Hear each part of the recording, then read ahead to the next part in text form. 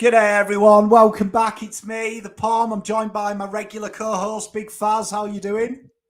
Very good, my man. Very good. Actually, get to caught up with some friends today, so that was awesome. So I was going to say, very Facebook excited. tells me you've been on the beers. Maybe just one or two, so it should be an entertaining evening. I was going to say, so your banter will be loose tonight. That's what we like to see. Yeah, very loose. Luckily, it's late at night, so Well, we've got my team tonight. We've done your team. yep. And the derby, one of the biggest of them all. One of the biggest games of the season where, when the fixtures come out, you always look for this one. You always say, okay, that's the one I'm looking forward to. I'm glad it's at this time, early rather than a late one.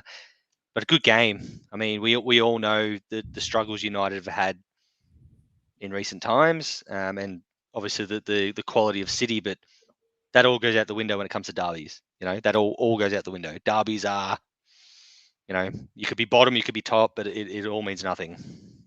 Mate, spot on. I mean, form goes out the window, doesn't it, in a derby? They play a bit on energy. Yeah. You'd say Man City, though, are absolute odds-on favourites, wouldn't you, based on recent form? Yeah, yeah. Oh, if you go on recent form, of course, odds-on favourite. But as I messaged you earlier today, I've just had this feeling about United. Yeah, I'm not pissing in your pocket, as they say, but I'm feeling United. There's something about it tonight. It wouldn't surprise me. This is the kind of game that Ollie pulls a rabbit out of the hat. Yep. And Yep. like I said to you earlier, if United win this, he'll get a 10-year extension. Yes. Well, Big So Blake that says Ronaldo's going to score in the 13th minute. That'll be good for me. yeah. Andrew's saying Ollie out. I agree with you. We'll reserve it for 90 minutes. Good day to Harry. Good day to you, my friend. Beachy, the Manchester Derby, oofed. And Andrew says Ollie out and a mate of ours, Luke James, in. Well, I mean, he buys a lot of FIFA points. So, I mean, he'd be spending big at United if he was the United coach. So I could get behind that. I like Score that. I like that. predictions then, chat. And Faz, what are you going with? I won't drift from my earlier predictions where I messaged you earlier. I'm tipping United 3-2 with the Cristiano Ronaldo 89th minute winner. There we go. I know that's probably obviously very predictable, very this, because that's what he does. But yeah, I'm just feeling 3-2, exciting game. Ronaldo late winner. I like it. I like it. I think it's got the chance of being a high score, and I think Ollie's got to go for it. He can't do what he did last. He can't do what he did last week. Be a bit tentative in the first 5-6 minutes, like he was against Spurs, and he can't do what he did against Atlanta and go back to sitting back. He's got to go. I'm going. I hope 2-1 United, but my brain is telling me 4-0 City. Yeah. I can't. Yeah. Look, I hope it's not that for your sake, but as you've said, that could it could very well be the case. Very well be the case. Well, we're going to see the counter attack. We've got some ideas coming in. Ari's going my train of thought 1-0 United, 5-0, no in between. I agree. Andrew's gone 4-1 City, hoping for 3-2 United.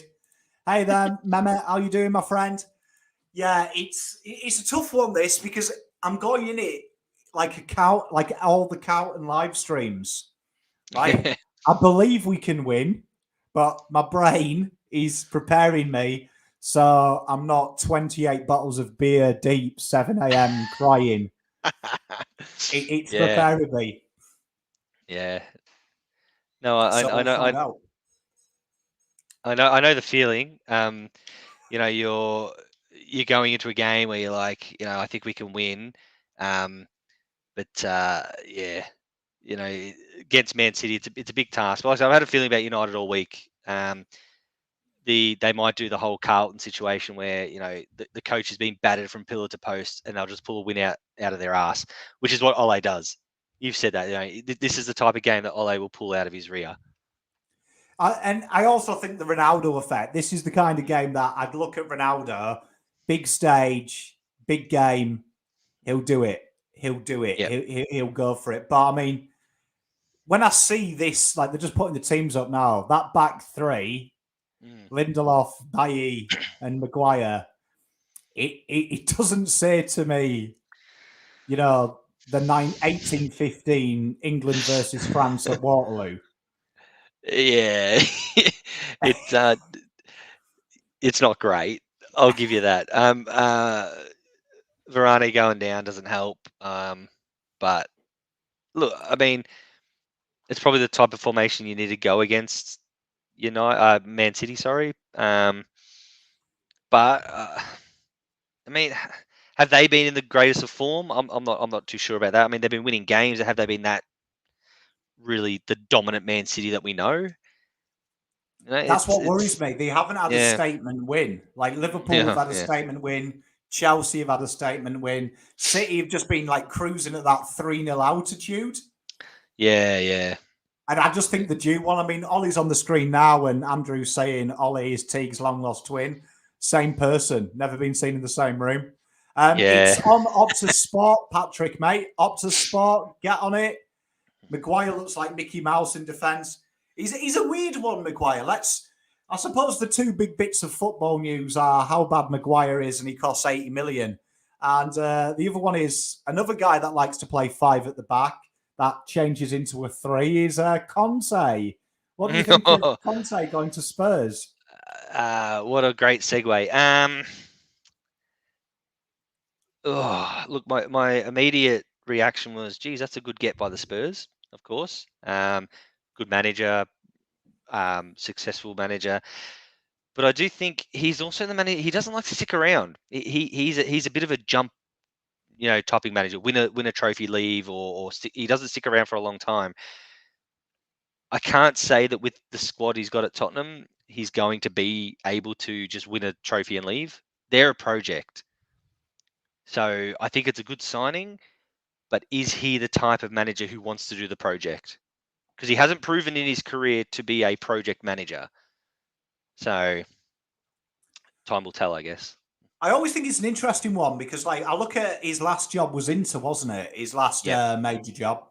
And I think that they got to the Europa final, didn't they? Yeah. They looked good, and Inter didn't back him, and he left on the back of that. He wanted to go into the transfer market. Now, I think it's interesting he's gone to Spurs because they are notoriously thrifty, aren't they? Levy, he's going to have to change a habit of a lifetime and go out and actually get his hands in his pocket. And I think that'll be interesting because surely Conte knows this before he signed the contract. Yeah, well, surely there's assurances. Well, it's an interesting point because when you see all this stuff floating on Twitter or Facebook, whatever it is, and they say things like, Conte is going to get 150 million in January. I'm like, okay, that's all good and well to say, but when have Tottenham ever done that? And why all of a sudden are they going to do it now? Like just because that'll be 10 signings of 11.5 million. Yeah, exactly. Yeah. So I mean, praying for Haaland, and you'll get Eric Holland in League Two. Yeah, but I just look, I've got to try and separate my personal opinions of that football club to my actual opinions of them, and which is very difficult to do at times because it's Tottenham. But I just it's a great signing for them and they should be excited, but nothing will change unless they invest. It's as simple as that. It's not going to change unless they invest. I've got to say, I watched the Europa game that they played, and it's amazing to see the Conte effect very early, though. Do you know what I mean? Yeah. Like how they were a lot more rigid, a lot more compact. And I did enjoy the two late goals they conceded because it was Conte's face. Like, I guarantee that 11 out on that pitch learnt some Italian swear words. Oh, yeah. And I think, well, it's like whenever a new manager takes over, they're not going to have a full effect tomorrow, next week. We'll probably see the best out of Tottenham in 3 or 4 weeks' time. We'll see the Conte Tottenham in 3 or 4 weeks' time. What that'll look like, I mean, they're not going to win the league or anything like that. Yeah, like I said, I think it's a big project at Tottenham because I think they've got a lot of holes, they've got a lot of issues, a heavy reliance on Son and Kane, and yeah, I'll be interested to see the transfers they do in January, but more so the transfers they do in the summer. I think this season they'll think, okay, not so much a write-off, but we're not going to win the league or anything. Let's try and get Champions League, but the summer, that'll be their big. That'll be that they make their big move in the summer. It's an interesting one because I know that the Newcastle fans, they're hanging out for January, but traditionally you don't really sign big players in January, do you? Like, Nah. and if you do, you're paying hella overs, because obviously you're weakening a side that can't replace a player. So I think Newcastle can afford to do that, but Tottenham, it would be unheard of for Levy to go out and let's just say he identifies Matuidi as someone like that. If he's 20 million, he's 40 million in January. Yeah. No way Levy pays that. No, and I think that's a thing a lot of fans forget when they get excited about transfer budgets and new managers and all that.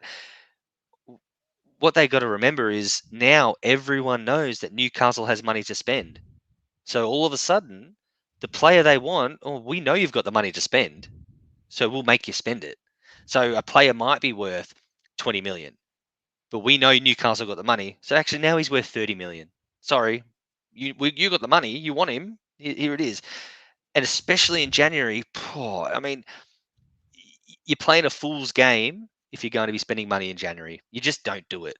You may strengthen your squad, but you're not signing big name players in January. It's a fool's game if you do that because, as you said, they're worth double, if not more. Be interesting to see what they do. It'll be interesting. Talking about spending money, United, they've lost out, haven't they? Conte was probably he was basically the Ross Lyon, wasn't he? He was a lock to United. All the papers were saying it was verbally agreed. They were just waiting on United to pull the trigger. It puts United in a bit of a pickle, doesn't it? Because I would say if United lose this by more than 3, he has to go. He has to. There's no way.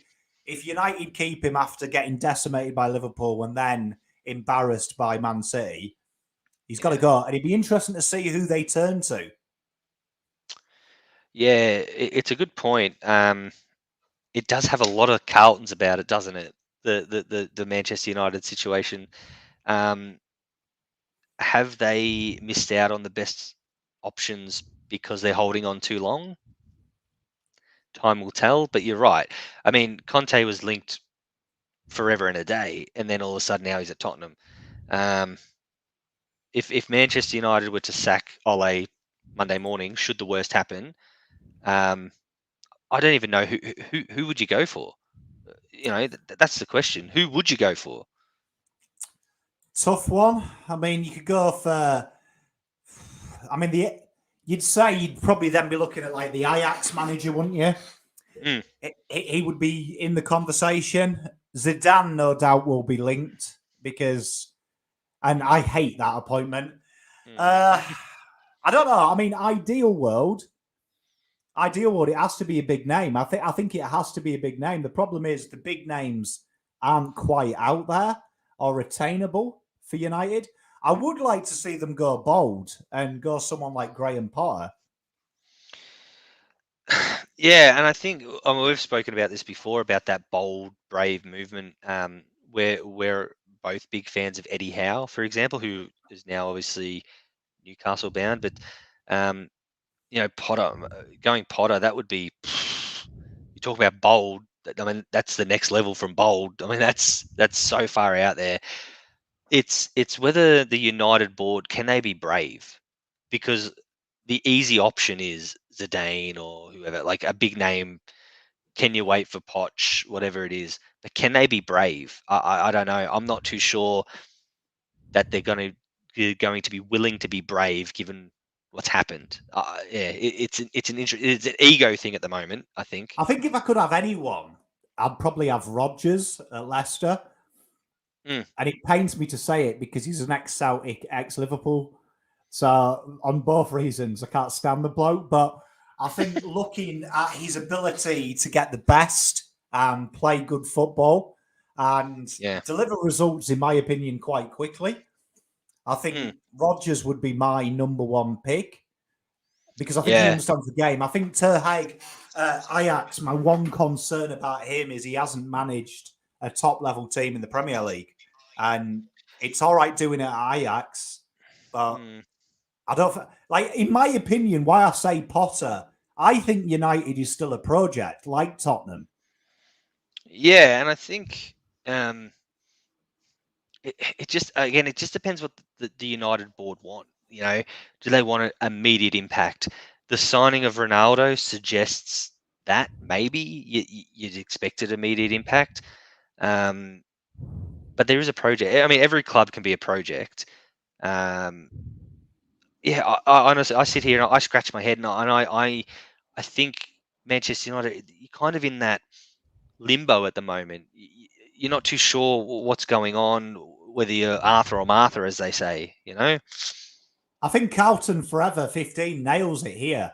That's the problem, I think, with the board. And I think they are in a Carlton situation. They're churning over coaches since Fergie. Yeah, It's wedged in their mind. We sack another coach. We've got it wrong again. When is the end? And I think they're delaying too long because I think that personally, I know people hate Conte and they say his style of football is negative. Conte was the perfect United coach because mm, this team needs drilling. This team does need drilling, but I think when you look at the project at United, if I was coming in there, I want 2 new centre backs. I want a number 6, and I'm also looking at Cavani and Ronaldo and thinking these are a long-term strike pair, and they're my mm, best strike pair. So I need to work out: is Greenwood a centre forward? Is Rashford a striker? Which I don't think they are. I think yeah, that if I'm taking over this squad, I'm already saying, "Fuck! I've got maybe a year out of my best players.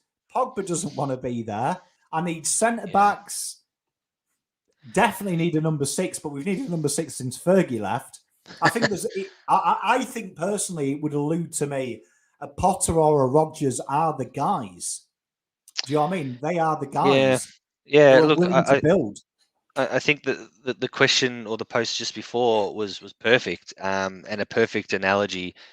It is a Carlton-like situation of, geez, we can't sack another manager. We just can't do it. We've gone through so many. You know, at some point you got to pick with someone and stick with them. You know, blah blah blah. But when you're a big club in the biggest league in the biggest sport in the world, that's not the reality. You know, whether they take 6 games, 12 games, 10 games, whatever it is, you know whether they're the right man or not. And at the moment, he's not. And um, you're right with what you're saying. You know, I look at United's list. You know, on paper, yeah, fantastic, fantastic for the now. Maybe fantastic for tomorrow and for next year as well. But after that, you know, where's the project? Where's the plan in place? And I think whoever comes in, it's contradictory to say, because I was going to say, you know, they need to be given that time to do it, but that's also contradictory because it's like, if they're not doing it, then you just got to keep moving on and moving on. But it is a project. They need to find out what these young players are about. And like I said, I think you're just in a limbo. Something's got to give. We speak about it with Carlton a lot. You know, they need that circuit breaker. Something has to give, whether it's a sacking, whether it's a beaten Man City tonight 6-0 or whatever. You know, something's got to give, that it just goes bam. This is the new United. No, I'm with you. I think it'll be an interesting one. It'll be an interesting one. Big Taylor, big friend of the channel, great bloke. United will win this one. Sit back and counter attack 2-0. They are going to have to sit back and counter attack. That's what I said. You are going to get 200% possession if you're City. Everton have gone through the same since Moyes left. They've been a transitional. You see, that's what people don't get. Like, it's all well and good sacking a coach every year, right? I can get behind that. I love it. But if you have a guy there a long time, history will say you've got to give the next guy time. And I think that's where United went wrong at the start. I think David Moyes right? It was a bad appointment, but I think they had to take their medicine and go 3 years. You gave him a 6-year deal, so you've got to stick with him. And I go back to Ollie now, right? The players we needed were obvious. A blind man could see the squad at the time and what was required. The fact a number 6 was required when David Moyes was there, and we're still saying, where's the number 6? I mean, Declan Rice was still at primary school. You know what I mean? And now he's the next guy to fix it. Do you know what I mean? Yeah. That's how long it's been. Like, that's my problem with Ollie, right? He's been backed heavily in the transfer window, but who is making these calls? Like, if Ollie doesn't think we need a number 6 and he thinks McTominay and Fred are it, that's a sackable offence for me in itself. Like, Declan Rice kills me seeing him play for you because he should be wearing the red. Like, that should have been the easiest deal in the off season. Ring, ring. Oh, you're right, David. Yeah, it's Woodward here from United. How much for Rice? And he would have said, not sellable. 100, 120, Okay, done. Yeah. 140. Do you know what I mean? It should have been gone. Well, and you're so right. I mean, David Moyes actually came out, I think it was 2 weeks ago or something, and said that Declan Rice was available in the summer for 100 million. That's what he was available for. That he said we quoted clubs 100 million pound for Declan Rice. No one took it off, and he goes, you know what? These clubs missed out on a bargain because this summer he's 150 million. So absolute insanity, insanity, and it's the Thiago at Bayern Munich. Yeah. United fucked him about, and he went to Bayern after he agreed to come to us. It is Yeah. one of the. Someone need, like, it's not just Ollie out; it's half of the administrative staff because they are mental. Herbertron saying hashtag Wenger in. Tell you what, imagine Wenger coming to manage United. Imagine the scenes. You could make a movie about that. Imagine the scenes. It would be like the damn United, wouldn't it? Leeds United getting Cloughy. It would be get the guy that you hate to replace and bring the glory days of the guy you love. Yeah, no, I like. It's a good call. It's a good call.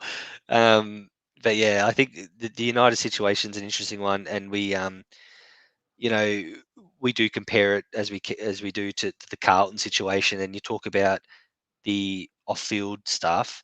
It's the same deal. You know, you can have whatever coach, manager, supports, or whatever you want, but if your off-field's not right, if your recruiting's not right, then whoever's in the job is going to fail.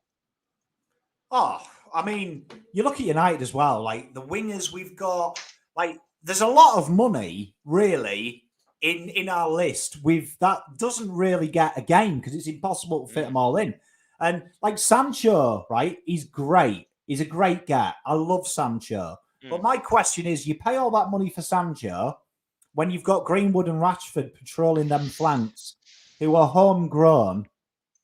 Are you putting Greenwood as a forward now? Is he going to be the centre forward? Because I think he's got the ability to, but I don't think it's his best position. I think he wants to cut inside. So I'm thinking that money there, what did they pay? 70 odd million for Sancho? 30 million more, we could have had Rice, who we actually needed. Yeah, I was literally just going to say that we could make this the Carlton Manchester United show because it is exactly the same. No, it is the same situation. Square pegs into round holes because you've signed a bloke who is not what you need. So you end up putting in the Zach Williams scenario, for example. Carlton need an A-grade midfielder. We sign Zach Williams. He doesn't fit. You throw him back where he belongs. That's the United all over again. You know, like. Mate, honestly, it's a perpetual nightmare. It is, yeah.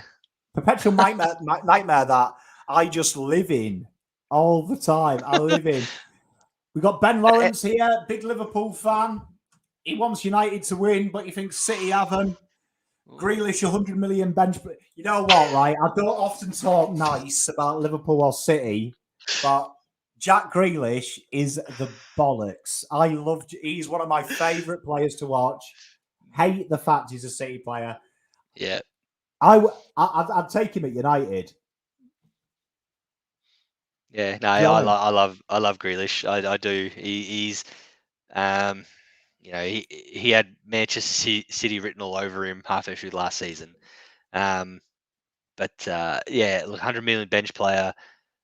He adds to that. You need the amount of England players on your squad and all that, blah, blah. But he's a bloody good player. He's a bloody good player.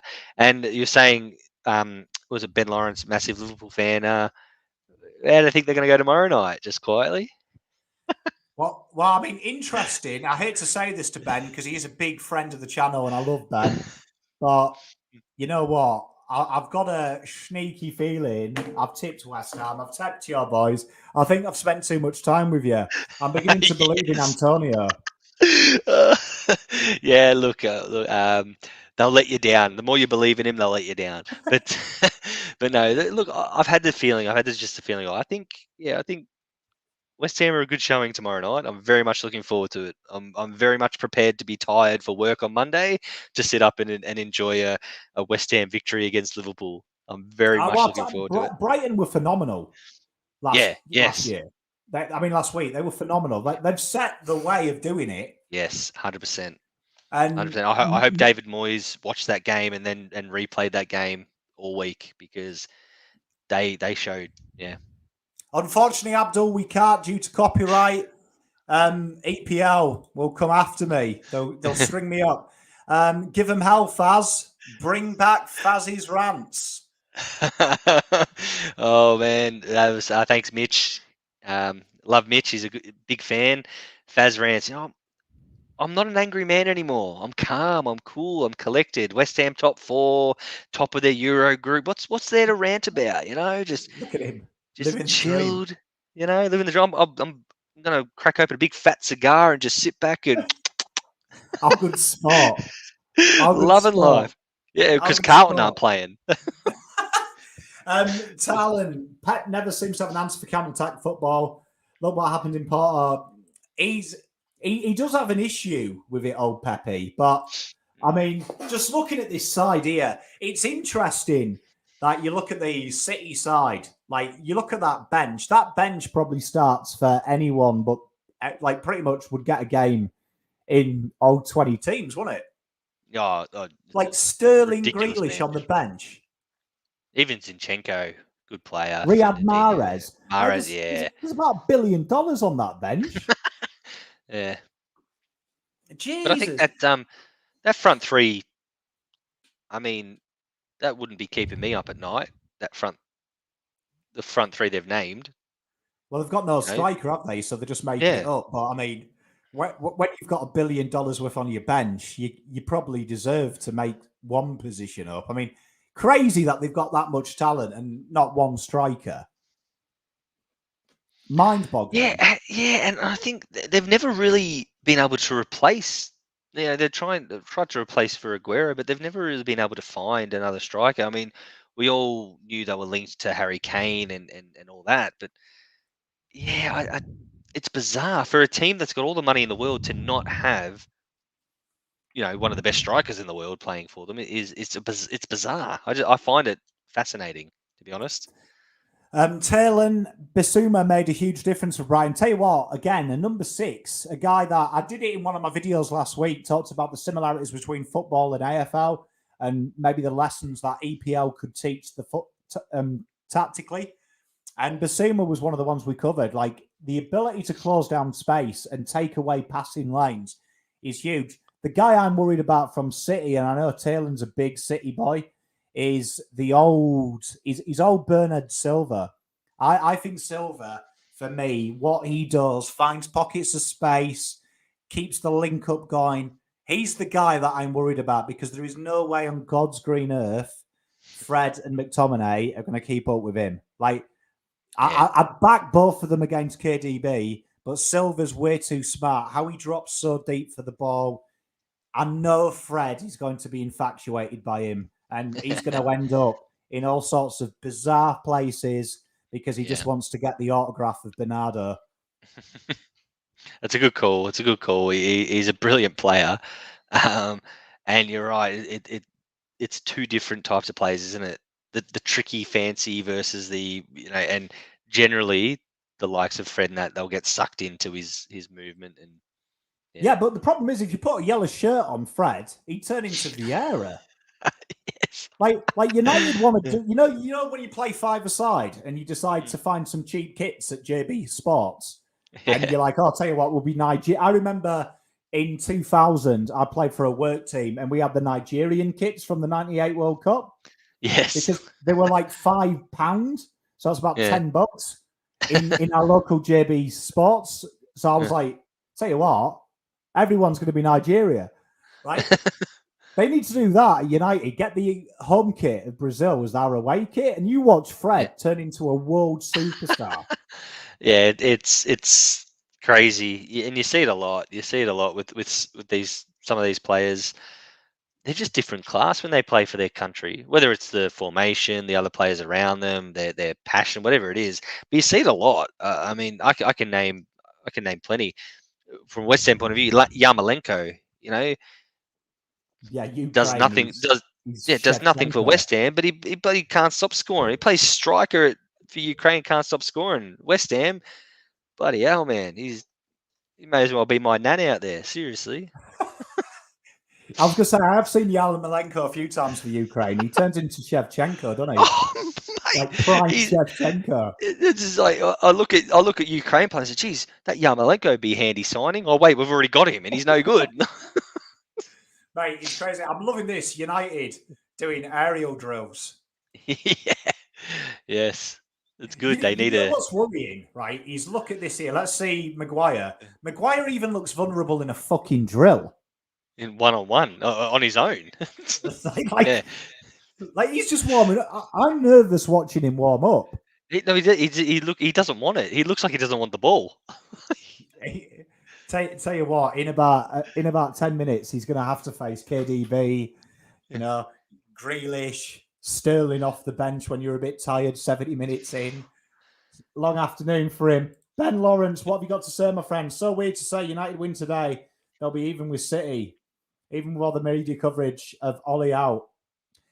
It's the fickle nature of the press, but I mean, I can't believe that there isn't a bigger Ollie out campaign. Yeah. Yeah, no, Like I had I to check agree. the score the other day because I was on a United forum, and it was an Australian-owned one, but people were saying, "Get off Ollie's case," and I'm like, "We lost 5-0 to fucking Liverpool at home. Like, am I Yeah. missing something? Like, did I? I had to go back and check to make sure that happened. I didn't just imagine it. It wasn't like a bad game I had on FIFA. Yeah, Like, it's fascinating and bizarre. Like the whole when you're Manchester United, you don't have time to rebuild or okay, oh Liverpool are the best team in the world. We can lose to them 5-0. No, you're Manchester United. I'm sorry. Like, I mean, I'm a West Ham fan. I would kill to be Manchester United. I would. You don't have time. You don't have. I'm sorry. I'm not buying that. You don't have the patience. You don't have the time to say, oh, don't worry, we'll be all right in a couple of years. No, no, no. You've got to be all right now. You're Manchester United. You need to be good now. no, Or actually, you need to be good yesterday. Like, Mate, I'm 100% with you. I mean, you look at the Atlanta game as well, and I think that's what people are forgetting. Like, just watch that Atlanta game. Like, Atlanta are garbage. Do you know what I mean? Like, they're doing okay, right? I'll give them. They're a strong side, but United should be putting them sides away. yep. They're not the Premier League level. And what worries me is they limp to draws through genius from Ronaldo. City, that bit of genius would be great for a consolation goal 4-1. It's funny because again, and I apologize to do this. To once again compare it to Carlton, but it is the Carlton scenario all over again. The individual brilliance, getting a couple of wins, making us think, oh, the club's fantastic. Ronaldo doing what it is a Harry Mackay kicking 7 goals, or a Sam Walsh or a Patrick Cripps getting best on ground and getting us over the line against a club. And then the whole week is set thinking, yeah, we're fine, we're perfect, everything's going well, but it's not. It's simply not. When you've got the best player almost of all time limping you to a draw against Atlanta, you don't celebrate that. You don't. I mean, that's And I saw a stat going around. If you take away Ronaldo's goals, where would United be? You know, Oh, he and scored it. I I know mean, that. 36 years old as well, leading the line. Like, it's a risky Yeah, strategy. yeah, not wrong. But I mean, look, and you can't take. He's the greatest of all time. You can't. We You can't. appreciate it, Andy. We haven't got a big Twitch following yet, so keep Oh, commenting. love No, that. I agree with you. I mean, you've got to remember as well, Atlanta are a good team. I mean, they're not even in your top 10 favorite cities in America. Yeah. You know what I mean? Oh, wait, that. Yeah, that's good. It's good. I'm here all Yeah, week. yeah, I mean, no, that's that's a good. part of goal. You see that as a part of goal as well. Yeah. That, like, what was that defense doing? Oh, yeah. I don't know. Look, and I think it's just even the Tottenham win, um, as good as what it was, 3-0, fantastic. It's paper over cracks. I mean, they sacked their manager the next day. So how can knee slide down like, yeah, look at us, we're back. When you beat a team who sacked their manager the next day, that just goes to show they're in shit form. They're no good. They were planning on sacking their manager anyway, and you just got a cheap 3-0 win. Like, I mean, I'm not being funny, but great win. Don't get me wrong, but you don't hang your hat and say, oh, everything's hunky dory because we beat Tottenham 3-0 and then drew to Atlanta 2-all. Mate, I You know? mean, the Spurs game, I'll go back to that, and I said it to you. If Son scored in that opener, it would have been really interesting to see how United would have responded because they kind of walked into that game. They kind of built themselves a bit of confidence because Yeah. Spurs were shit, like really bad. Oh, Like, they're rubbish. and we watched them the week before, didn't we? And they were really bad, like really bad. Oh, I mean, West Ham were really comfortable against them, so if that says it all. So yeah, they're not in great form, but I still think on the United case, the era of social media allows us to get sucked into moments and one-off wins and paper over cracks. But the reality, you've got to look at a holistic approach. Something's got to give. Something has to give. No, mate, I'm with you. I'm with you. I couldn't agree more. And I think if we lose today, I expect him to go Saint with a light-hearted question. I love a would you rather. Would you rather streak in a grand final or root Nat Fife? It's a tough one because Nat Fife is a very good-looking boy as well. I'll probably go with a streak at the grand final though and keep my marriage vows intact. Yeah, well, it depends. I mean, if I offered that, if I mentioned that to my wife, she might be like, "Well, Yeah, get Nat all Fife in." in. Yeah, all in. Depends. I'll preface by saying a Carlton in the grand final because that might change my opinion a little bit. Yeah, I mean, if counting the grand final, I might go with a Nat Fife approach just so I Yeah. can watch the end of the game. Yeah. Yes. Spot on. Spot on. Or you create folklore like the back in the day before, certainly before my time. Oh yeah, yeah. Yeah. I'll Brucey tell you Dool. what. So, I probably couldn't cope with all the inboxes as well that people get when they see me naked. So I might have to change to Nat Five. Chris Beach, 5-0 win by Liverpool over United. That's happened to Carlton losing to Collingwood and Essendon by over 150. You'd call for the cut. Yeah, spot. You see, I was on the sack team train round 2 when we lost to Collingwood. Like, Yep. I was demanding it. I was like, time to go. I'd gone full Arsenal fan TV. Yeah, no, and it's spot on. No loss is great, obviously, but anyone who's played or watched or experienced sport, which we all have who are tuning in, you're not losing to your rival like that. You're not. You just can't. And the fact that you can't get them up for that, this is Liverpool. This is our biggest rival. Other than Man City, but Liverpool's your biggest rival, in my opinion. Yeah, I would have. Yeah, it is equivalent to Carlton losing by 150 for sure. And I think it was so abject. I think if people go back and watch that United game, right, I don't think Liverpool played that well. I really don't. I think they were dominant, but I think from 50 minutes, They just literally put the cue in the rack, and it was a training exercise, and they never looked really. They weren't stretched. They controlled the game. I mean, 60 minutes. Ollie went full defensive as if we're trying to get a draw for a Champions League place. Like Yeah, it was the most surreal thing I've ever seen, it and I've was never it, seen it it was odd. before. It was a bizarre game. It was just odd. Um, it was like United played their hand very early. I could see that, and as they've got the table or the top six on there. So if United win tonight 6-0, you might just get above West Ham in the table. So, Mate, there you are. Hey, look. What a time to be alive that even if we win this game, unless we go crazy, goal difference will keep you fourth. Like, oh man, I don't even think it's real anymore. I I don't. don't even think Yeah, it's real anymore. I don't believe it. Saint said he would do 5 for free. So I agree with you. And Talon, we could use Balotelli in this game. Tell you what, bit of Mario. We miss him. I miss him in the Premier League. Yeah, I do. What a character. We need more characters in sport. Oh, Sure. mate, you need silly stuff. You need people like that. You need like that's what I love about him. He just didn't give a shit, did he? Nah, I love him.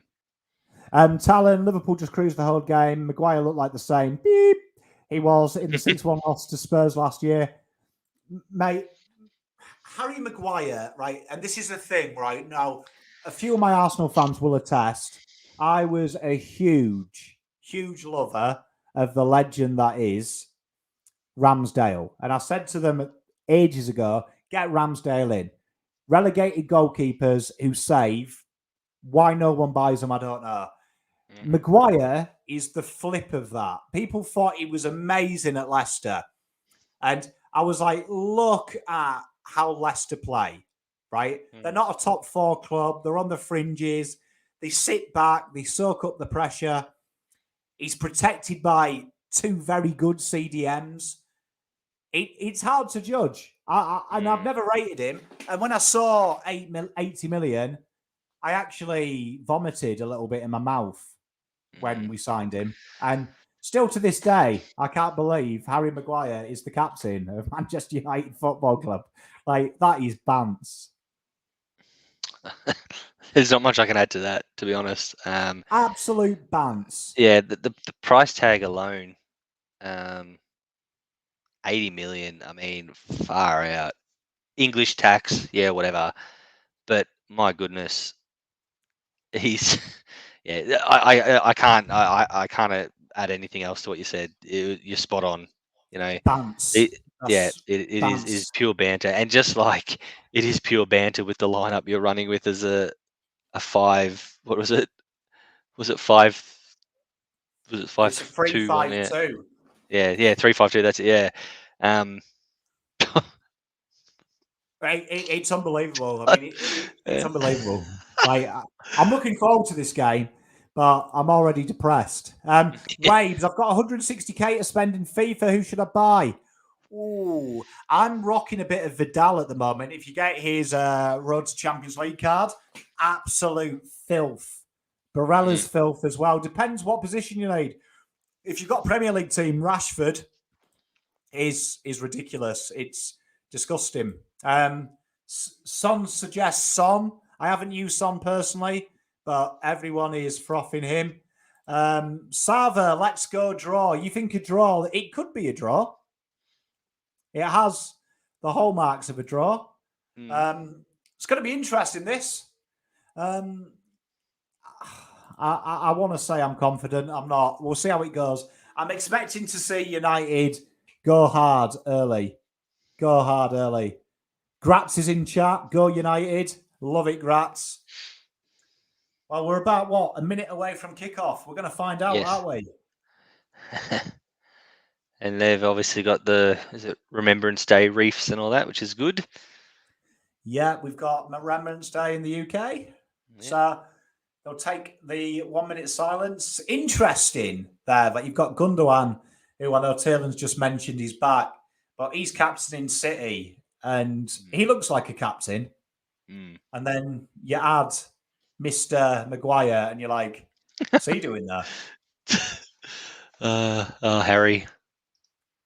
There's Ollie. Look.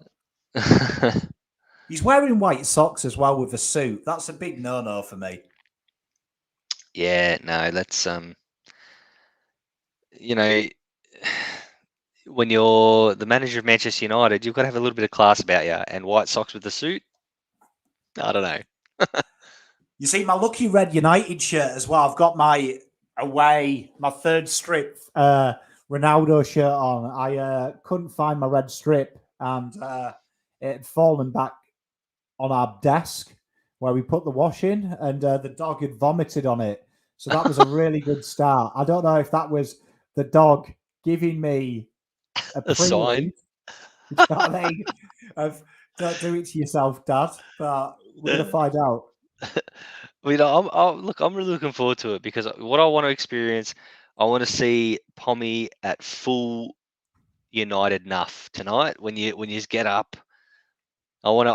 If we get up, you'll learn some phrases. If we break the internet down, let's do it. That's our goal tonight. Let's shut the whole internet down with United winning. Sava, can't stand City, fake club, Mickey Mouse club, mate. They bought it. Doesn't count. Taylor, he was confident United win when they had 5 at the back. I'm glad you are. When we have 5 at the back, I just see 3 shit centre backs instead of 2. Tell the bloods I can't tell him that they're top 4, mate. The top 4, Gratz. I wouldn't do it to him. G'day, Rafi. Spurs winning the league. Pommy, what do you think of commentator Spurs? We just covered it earlier, but really, I think it's an absolute elite get. I'm a big fan of Conte. He's one of my favourites.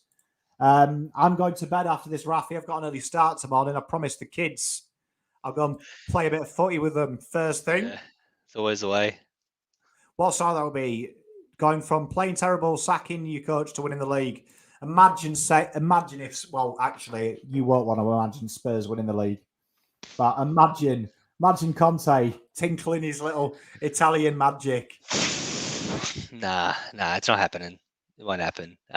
I mentioned before that they can have any manager. They can have Mickey Mouse or whoever managing them until they invest. Well, they could until they invest. They had him. They just sacked him. Yes, but until they invest, they're going to be rubbish. So move on, Tottenham.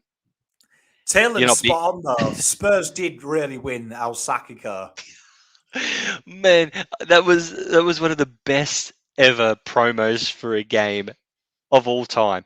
And I honestly, I hope that the AFL take something in that and do something similar. When St Kilda are struggling versus Gold Coast or something, and Stuart Dew versus Brett Ratton, the El Sakiko. I love it. I reckon that was one of the best promos for a game. And you're right, and they got Conte. Yeah, that's grouse. Well, here we are. We've settled into classic City, controlling possession in the middle of the park. 20 seconds in. Look solid. Look real solid. Sit back and relax. Not much will happen. Pumped. I'm pumped. I do find this so hard to watch, though. City's I'm not a big fan of. I come from the 90s. I like fast, frantic football. Yeah, no, I agree. I think it is hard to watch the possession style game, waiting for the good moment, yada yada yada. Just get on with it. I mean, it's probably based on that pass there by Eric Bailly why we can't play, because Eric Bailly has the distribution of a corrupt communist government. I tell you, absolute horrendous. Come on, boys. Tell you what, that flat back 5, I hate to say it, it's staying straight, staying in the line. Keeping compact, doing well. I like it. I do find that United, they complain about pressing. I'd like to see him press a bit more. Yeah, I mean, you look at some of the teams.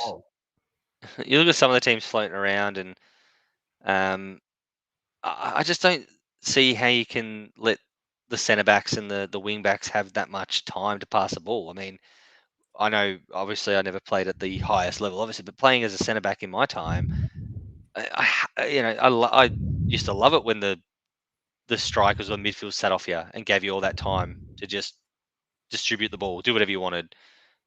Press, push up, You put a see, bit of challenge in. especially this midfield here. Like, I think when you Mm. play with two CDMs, in my opinion, you can afford to press a bit. 100%. 100%. But And you see that, and dare I say it, you see that with a lot with West Ham when they're playing Rice and Soucek. Antonio and Bowen run like absolute, dogs off a leash. Pressing and defending and all that. well, Bernardo Silva, we talked about him, and amazing there. Fred tackled no one, gets on his left peg, just couldn't get it out. But that worries me because there is so much space between the CDMs and the defenders. That line is huge to work in, pockets of space. And as you know, as a centre back, the last thing you want is pockets of space, isn't it? Oh, that's trouble. That's absolute trouble. So, but I mean, the game has started. What the first 3 or so minutes has started how we expected. Yeah, 200. 100% possession City. I was gonna say 200% possession, and This I is me don't in my know. last Foot Champs game yesterday to get the 58 points to go rank Yes. 2. And I had about 92% possession and conceded a goal last minute. Couldn't finish. The controller got smashed. I wasn't best. I went straight to bed. I turned it off. I didn't even open my pack still this morning. Classic me. I Love, was just like, fuck it. I don't even care anymore. love that. Love that. What Harry's got to get there. That is what scares me. That loose touch he has. Mm. Shaw's Yeah. just headbutted KDB. Now, this is where United have got to pass and move. Yeah, I mean, when you get the break, you've got to go for it. Ronaldo getting caught out there, you kind of want him more Problem is for central. Ronaldo, though, is if just before that Cam Randall was horrendous, they just passed. Mm. They zoomed in on Ronaldo because it's Ronaldo, but there was no one running in the box, so he had to delay it. Like, I'd love to, because Fred's quick. Fred's got some wheels on him. He should be streaming through the middle of the park. Yeah, no, you're not wrong. And I think that's the problem, when you're playing that, I know that you're playing two up front, but the Ronaldo, if he keeps getting pushed out that wide, I mean, he almost becomes a bit redundant in that But you in that want Greenwood position. on that. You want Greenwood really out Yeah, wide and Ronaldo agreed. central. Yeah, agreed. Saint giving West Ham in the bin. And Taylor, I'm not too sure the night boots. Ball comes in. Maguire! Oh! 50 cent ahead. Right. He got That up. was a chance. That was a chance. Tell you what, it's a decent ball. And he had a lot of it. It was a chance, and I think you're going to need to take one of those chances. You're not going to get too That's many a of them. corner, that. He's managed to do the unthinkable and head it straight off Cancelo's head. That was harder to do than hit it at goal. Yes, not wrong. Honestly, that is the problem. One of the dangers of heading the ball when your head's shaped like a hexagon. You have no control over it. It's a fair melon. I'll give it that. As far as melons go, it's top 5. Well, I've got a big forehead, so that's why I was quite good at heading because there's a lot of it to hit. Maguire, my head's just full of water, so just look at the space here for Bernardo. Oh God! Oh. You see, this is the difference. Look at City straight away on the case. Yeah. United are just sitting back. This is what I don't understand about Ollie's tactics. I do not like the sit back. Gabriel Jesus, as if he's got a 30-yarder in him. No. Ball comes in. They look very dangerous in the final They third. do, and I think Eric Bailly is such a liability Eric Bailly. He's. Oh my God! Oh. You just called it. Oh.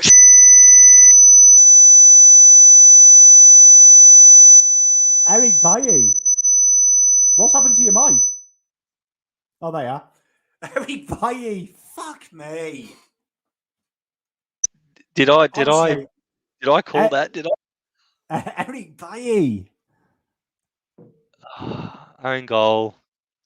I Thank you, did think. babe. I did think he looked like a liability to start with. Probably the finish of the season from Eric Bailly. So Well, this ball is the comes in. It was a nothing ball that was cleared off the line pretty much. Cancelo's put it straight in the mixer, and Eric Bailly has Colonel Von shit himself, and he's volleyed it top bins. So why has he done that though? Like, my question is, you're a centre back, right? I'd do that if you crossed it and I was playing for City, right? Yeah. Fling my foot at it. As a defender, why did he have to go to ground? it was a lazy. I don't know. It was just a typical player out of form, out of confidence. I mean, bloody Eric hell. Bailly has the spatial awareness of my nan parallel parking. But I think this is the problem that now United have got when you're playing the formation you are. When you go 1-0 down, what do you go to? Because you can't just play counter-attacking football 1-0 down. Well, based on the Atlanta game, you call Ronaldo over and ask what he wants to do. Well, It worked for Atlanta. Can't call him now. Ronnie, what do you want to do? Is that the team talk, is it? Well, that's what they did. He was caught on camera. You could see he was asking what did Ronaldo want to do. And I think like Ronaldo was like, can we not be shit? Like Cristiano, can you, Any chance you could score a last minute? Aaron, great start for City. It was a great start for City. All thanks to Fazz. I Eric Bailly's praises. But good shout out to Aaron there. He's best mate of mine. He was over tonight for a few beers, so glad he's tuning in. He's a Chelsea fan, unfortunately. Doing that? He's not great. The ball came to him and he just missed it. You got to get him off. My question is, right, and I've never coached at a high level football, but I have coached a couple of sides to promotion in the lower reaches of the English leagues, and I will ask this, right? If I've got 3 centre backs who are in my first team, I would be looking with the quality of Bailly, Maguire, and Lindelof. I would be looking if there was a 1 centre back formation around. I wouldn't be thinking, can I play them all?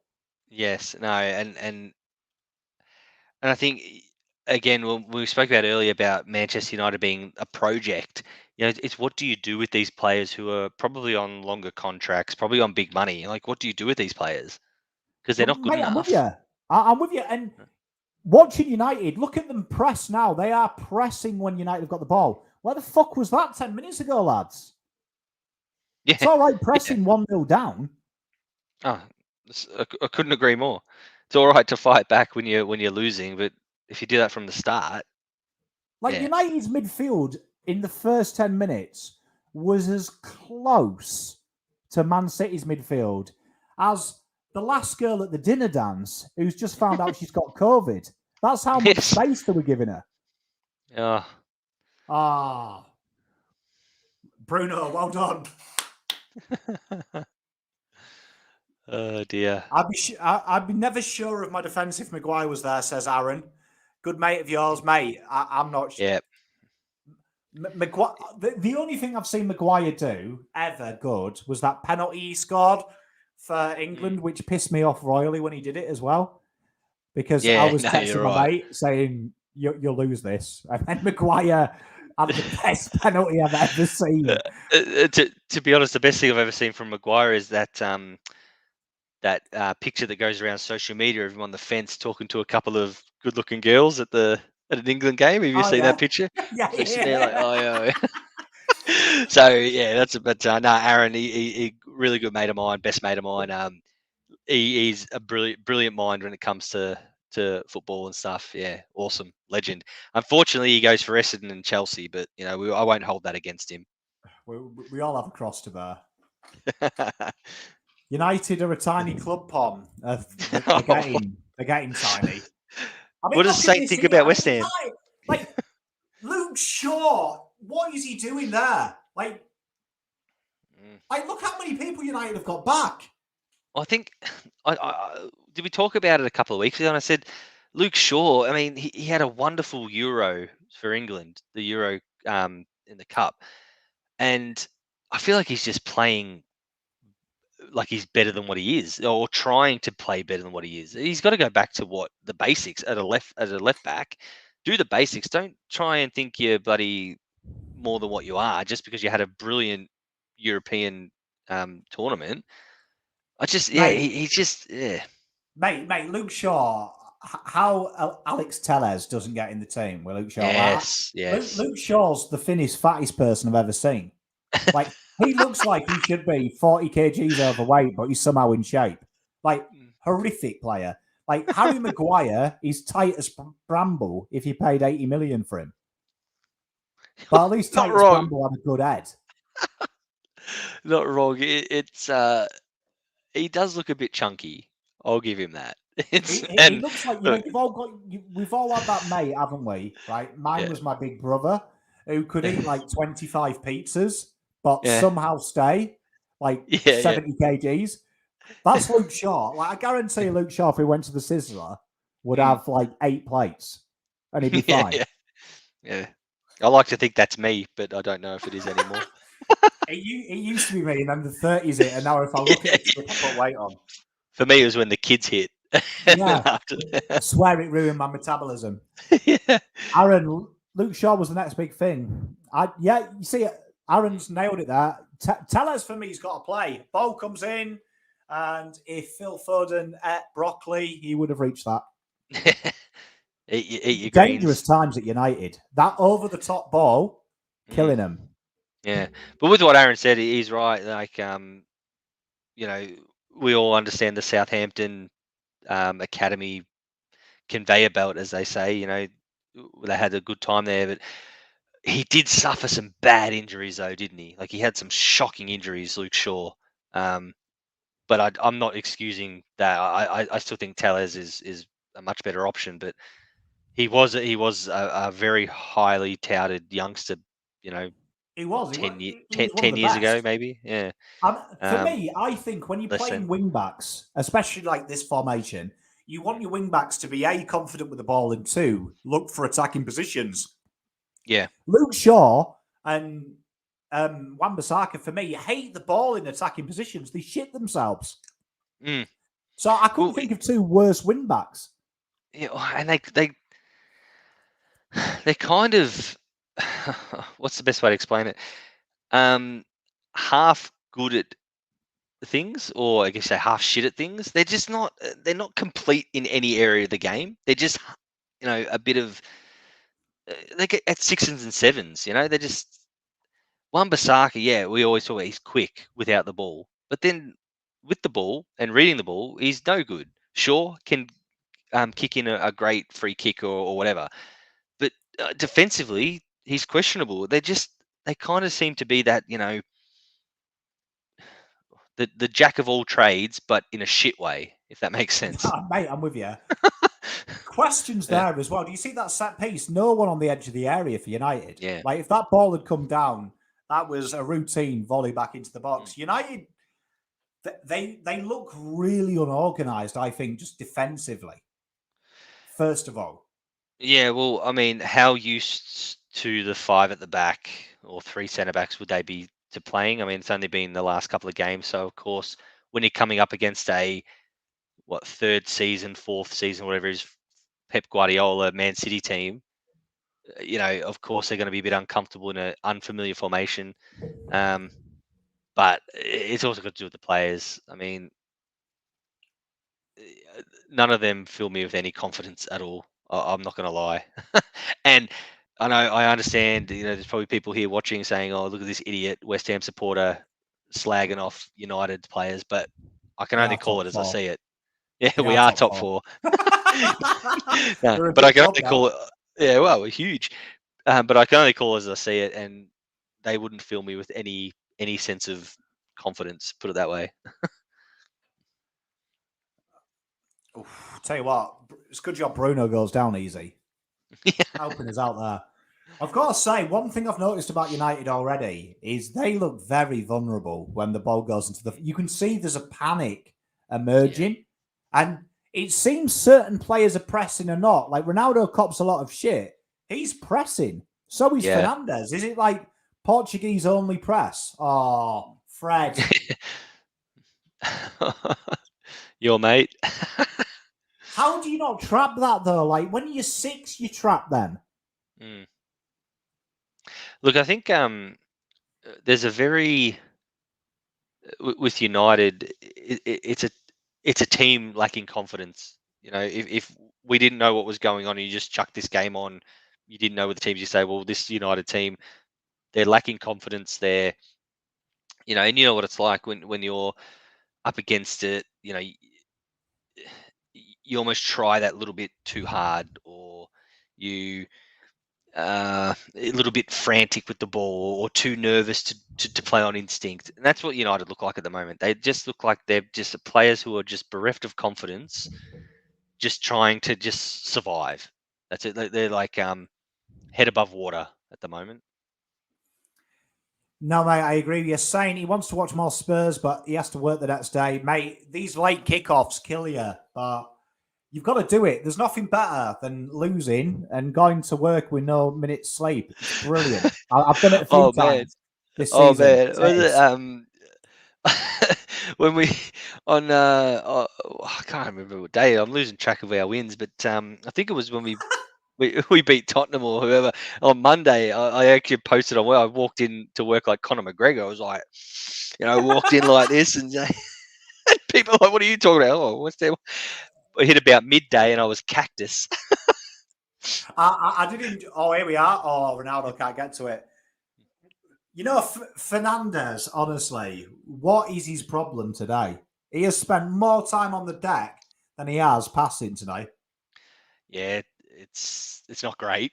I'll be honest, but There's McTominay. quality player, Fernandez.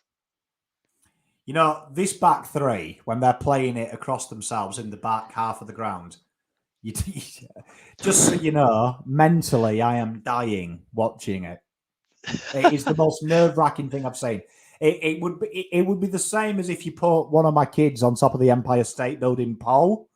That is how I feel. Like just the nerves.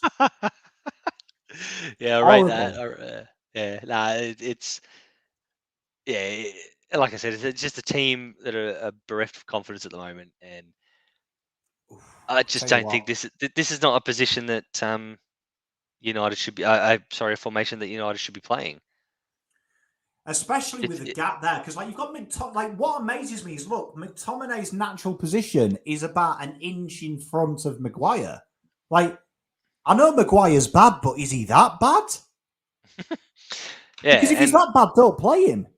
yeah, and that's well, look, that comes to the point I raised before about like, what do you do at a club? You don't know how long these contracts are for, or how much money these players are on. At the end of the day, the contracts are the contracts, but I mean, this is Manchester United. I'm not being funny. Like, this is Manchester United. Why are Manchester United playing three centre backs? Like, why? It's just it beggars belief. Why are Manchester United celebrating a 3-0 win over Tottenham? You know, this is not the team that I grew up hating. You know, hating, It's envying. it is You know, tough to watch. I mean, how far they've come. I think what scares me the most is how far the fans have come. yeah. Well, And the fact as that far they as are buying in to Ole yeah, as a legend. yeah.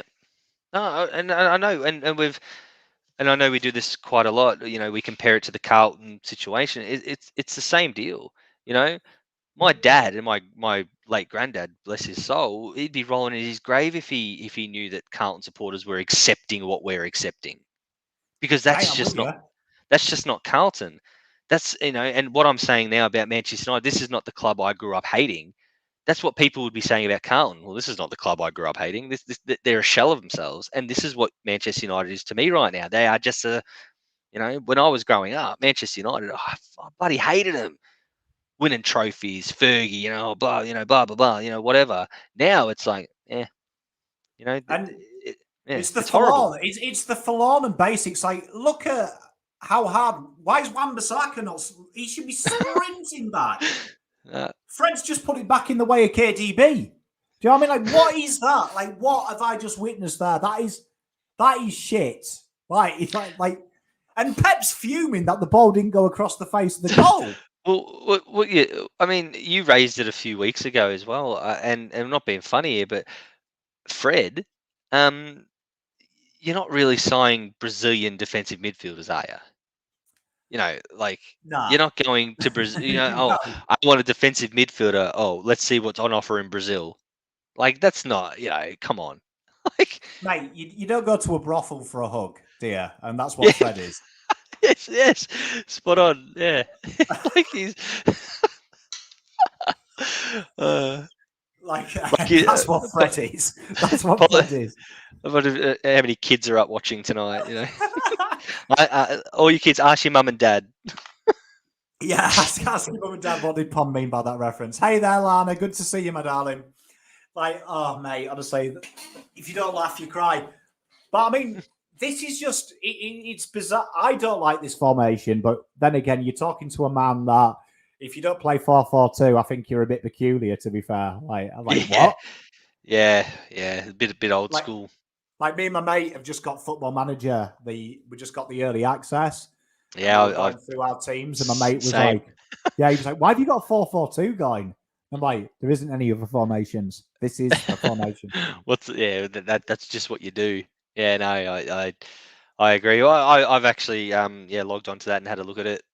Took me a little while to get my head around the new changes, but no, it's not too bad. Very good game. As United are on the ball here, and if you're playing counter attack, you've got to go in numbers. Like, it amazes me how City are so fast on the counter, and we're like, look how many players City have got back. Yeah, and that's the thing. Like, when you're playing counter attacking football, you need to play the ball quick. You need to be in there in numbers. At the moment, you're seeing United kind of getting to that final third, but then almost tracking back. Yeah, it's bizarre. Like it, and what's Maguire is just in no man's land. Maguire's the cam at the moment. Yeah, playing the false nine role here at United. That is the worst. Wan-Bissaka's got to be Romanian. He comes from Transylvania because that twat hates crosses. Like, what is he doing? Oh dear. Well done, Bernardo. Looks like Maguire's injured. Good work, Bernardo. You can't play. You can't play the wing back role if you can't cross. No one can cross in today's football, though. Fazz. Yeah. We've covered this. Yeah, we have. We've spoken about what is Eric Bailly playing 1-2s in the centre of the? What is going on? Surely you can't mess this cross up. Oh, we can. Like, look at Eric Bailly. What is he doing? He's just step overs and. I still can't believe he called for the 1-2. The last thing I want to say. Ronaldo! Oh!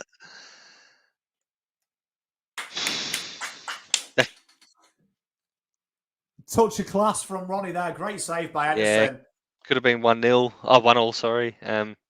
Great save. Talking about crosses, but Shaw's put in one. Ronaldo, probably a replay, really, of his goal against Atlanta. Yeah, it looked like it kind of maybe hit his shin a little bit. Tell you what, good save. Yeah. Greenwood unlucky on the follow-up. Yeah, well, I think some life. Now that should spark some life into them, shouldn't it? Well, you think so, and once again, it takes just a bit of Ronaldo quality to, wake some boys up, and you're here to play. It's only 1-0 at the end of the day. I guess we were talking about like this game was already over, but a strike like from Ronaldo goes in there, and before you know it, momentum's your way. And I feel like maybe the last couple of minutes, your possession, getting up the ground, momentum is United's way a bit. The game's slowed down, which plays into United's for sure hands. But I mean, they've got to make hay here. They've got to make hay because you know that City are going to come again. Oof.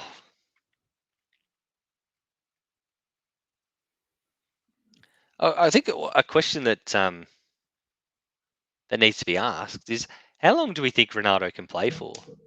I reckon he can play till 40 top level. He's just a specimen. I mean, look at him. Look at him. He's just an Adonis. He's quick. He's an Adonis. Yeah, that's funny. I was talking about Adonises tonight, actually. About he is an Adonis. He's just the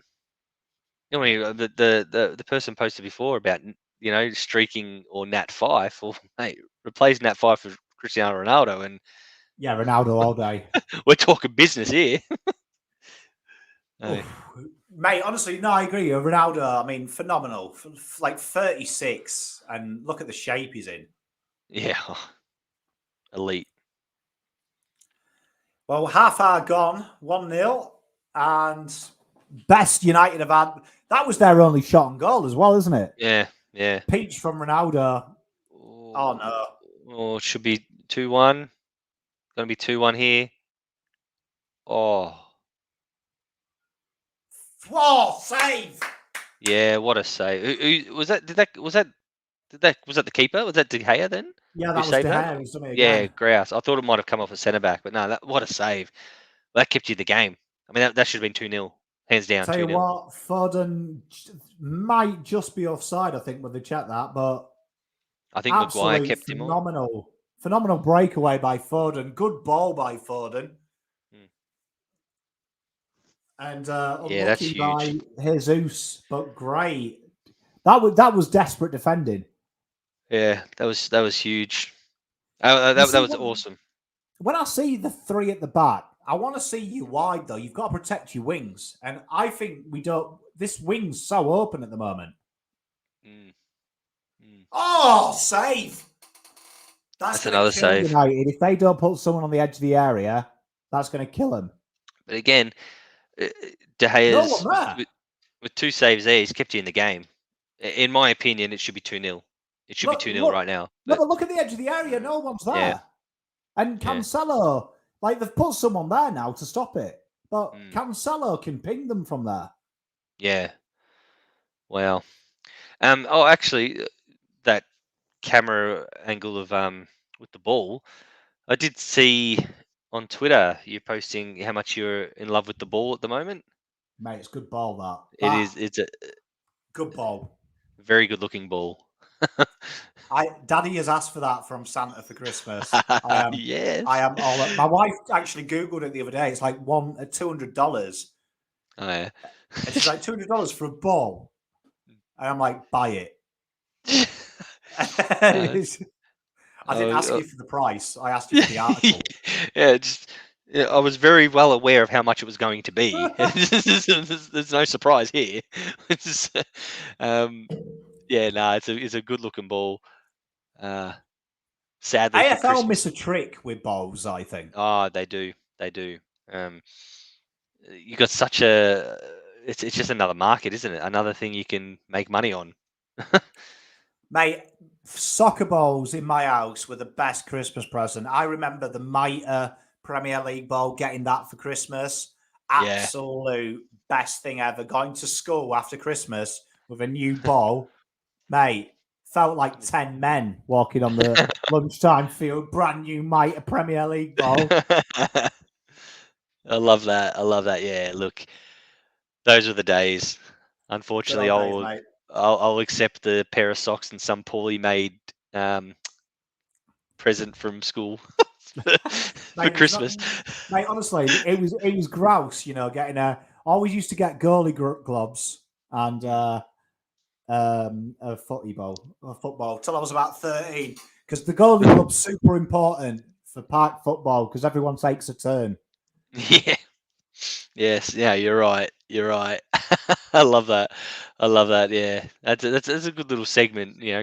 Christmas presents back in the day. Oh, mate, So, honestly, in my house it was always football. So like it would yeah, be posters, things like that. yeah. I remember getting a brand new. I used to get brand new Sharons, the Aussie rules football. For Christmas most years, brand new Sharon. And one year I would have been about 12, and got a brand new Sharon Schmick. Right, I was beside myself, in tears with this Sharon, and oh, hang on a minute. Sorry to self-indulge, but then Christmas Day we go out and kick it. I didn't even get to kick it. My old man, he did the first kick, hit the fence, popped, blew up.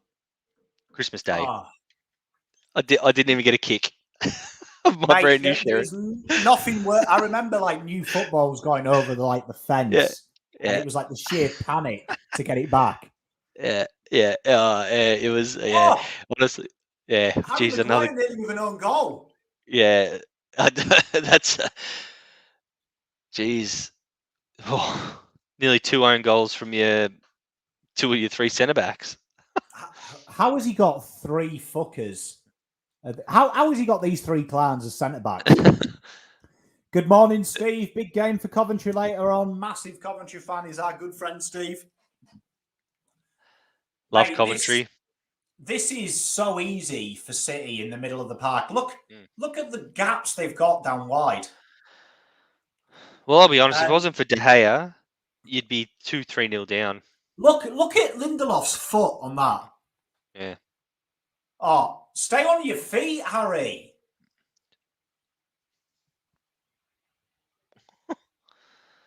What is? Just De Gea. If Oh, it wasn't, save. yeah, Tell you again, what, it yeah. is. This is. We haven't seen an invasion like this since the Merchant Navy evacuated the Poms in 1941 in Normandy. Like this is one-way traffic at the moment. How good is De Gea though? Just quietly, He's best on ground. If he makes another save, it could be the best keeping performance I've ever seen. Like he's just, it's like a brick wall. like he's. If it weren't for him, like I said, you'd be 3-0 down Oh, by now. he's done There it it is. again. Oh god. Oh my goodness. Tell you what, United are in a world of hurt at the moment. City have just turned it on. Yeah, we spoke a couple of minutes ago about maybe United settled in a bit, but City, they've gone up a gear. They've gone up a gear, that's for sure. Oh, It's just we just can't get it out of the midfield. no. This is not, like I said, this is not Manchester United Like, look at at the home. gaps though. Now, look, like Yeah, Kyle Walker has got so much space. yeah, all the pockets of space. Yeah, Big Bruno, good day to you. Massive United fan, massive fan of the channel as well. Defense an absolute shambles. Giving the De Gea love as well. Yeah, De Gea's yeah, been he's amazing. phenomenal, Oh, look at the absolutely overlap here. phenomenal. Best keeping performance I think I've seen this year so Well, far, and it's how are only United so just one vulnerable? They've got like 8 players back at the moment. It's just they're on their heels. It's Ronaldo must be fucking. I don't know. He must be just. Jeez, he Mate, must just be thinking, yeah, mate, he must be thinking anywhere that I can go back to Juventus. yeah. Sardinia's not bad this time of year. Swan. Mitch, loving the broadcast, fellas. But Fazz, how far can the Hammers go? How far can the Hammers go? I'd like to say all the way, but Oh, man, nah. Look, imagine it. Leicester City. No, look. To be honest, I think to play the sit on the fence card, I'd love just to enjoy every moment I can with West Ham being where they are. Could we make Champions League? I mean, that'd be the dream. It's always the dream to make Champions League, but I think top 6. I think if West Ham can Imagine finish the fifth, Champions League at London Stadium. mate, exactly right. But like I said, I think Bouncing. if West Ham can finish 5th or 6th, that's yeah, I'd bite your arm off. But geez, if you're saying if we could finish 4th, Haaland comes in the summer. Oh, how much for my firstborn? You know. Do you imagine that Haaland up front with Antonio? Oh, mate, it living. Oh no, it's a great ball. It's split both defenders. Oh, And how? remember, crossing and heading is a dying art, and that's There just it is. happened there. Like, what's It's, Greenwood doing there? Like, why do you need to take a trick when you're playing right back? Just put your foot through it. Yeah, you're not wrong. Why is Like, everything fucking to be? Cruyff turn when there's more players on you. Like, oh, I'll just Cruyff turn it. Clown. This has got to be the worst United side I have ever seen versus the worst United side on paper. Like, this United side on paper, top 4. Yeah, no, I know exactly what you mean. Potential versus what their output, it's rubbish, to be honest. Andy, De Gea's going full FIFA mode. He is like FIFA pre-patch, where you just couldn't beat the keeper. He is. He's got a controller broken written all over him. De Gea. Mate, if De Gea was doing this on FIFA now, I'd have put my fist through the TV if I was playing him on FIFA. Not wrong. Michael Henriksen, good day to you. Good friend of the channel, very knowledgeable football man. Good evening. Love it. Love it. Ole forever. Oh, let's hope not. I don't think I can cope. Oh, that's yeah. Ooh, who is the one. next Man United manager? If there is a God, give me Rodgers. Beautiful question, Mitch. Again, another very knowledgeable football fan, Mitch. Talk about football with him daily, pretty much. He loves his stuff. And Brendan Rodgers, great call. I think he'd be fantastic there. I wouldn't be looking at the Zidane type managers. Dare I say it, the most informed manager in the Premier League at the moment, David Moyes. Could you imagine? It's funny you say that because me and my mate was talking the other day and said if he didn't manage United, I reckon he'd be a lock for the United job. Yeah, that's a great call. I think that's a wonderful call. Like his reputation now is enormous. So much so that I think the next bigger team that sacks their manager, other than United, because he's already been there, I think David Moyes will be linked to them for sure, 100%. It's funny, good mate of mine, Ricky, huge Geordie fan, huge Newcastle fan. He was saying he would ring up West Ham and say how much and double it for Moisey. Yeah. Like, because that's who he wants. He really wants Moisey, saying what he's done. He'd be back there because he's going to have an open checkbook. Like, he loves Eddie Howe, but he was saying that would who he's got, proven Premier League experience. Yeah, look, I think keep them up because his worry is keeping up. Can they stay up this year? Yeah. Forget about next year. Stay up. Yeah, and I think the thing with Moyes is, we talk about the Manchester United experience and all that as. Ball, Ronaldo. Oh, Ronnie. Expect him to finish there. Was he offside? Do you reckon? Ronnie. Do you think he might have been offside? Yeah, we'll see. He's on there. On, off. Yeah. Miles off. Yeah. Look, I think with David Moyes, we spoke about the United experiment and all that, and I even made the comment like 10 seconds ago about a big club coming in for him. I do think he's found his level. His managerial style is not suited to big egos. I don't think he can control or handle big egos. He can control and handle a small group of lads and get the best out of them.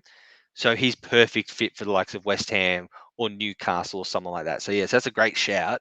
And I think he knows his place. I think, if for example he went to go to United now, I don't know if he'd be able to handle the big egos.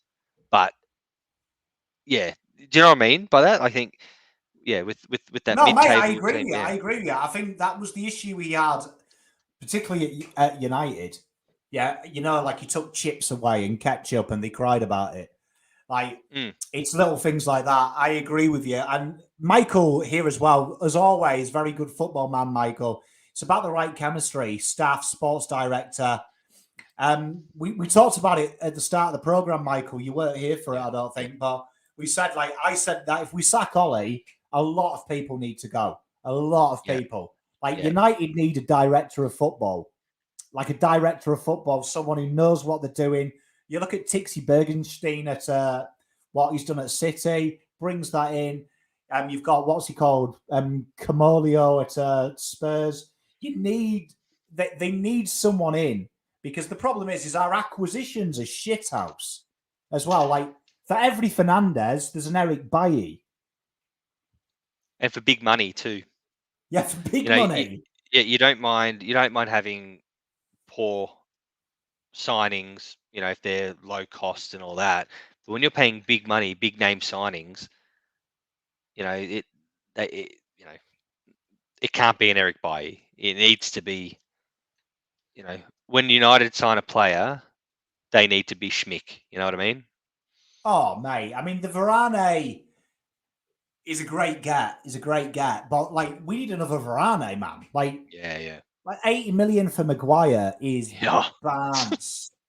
Every time you say that, it just I actually have to look it up because I still don't believe it. Mate, I don't believe we paid 80 million. Like, I just long for the day that someone says, "Oh, when we did the press release, we put the decimal place in the wrong place, and it's 8 million."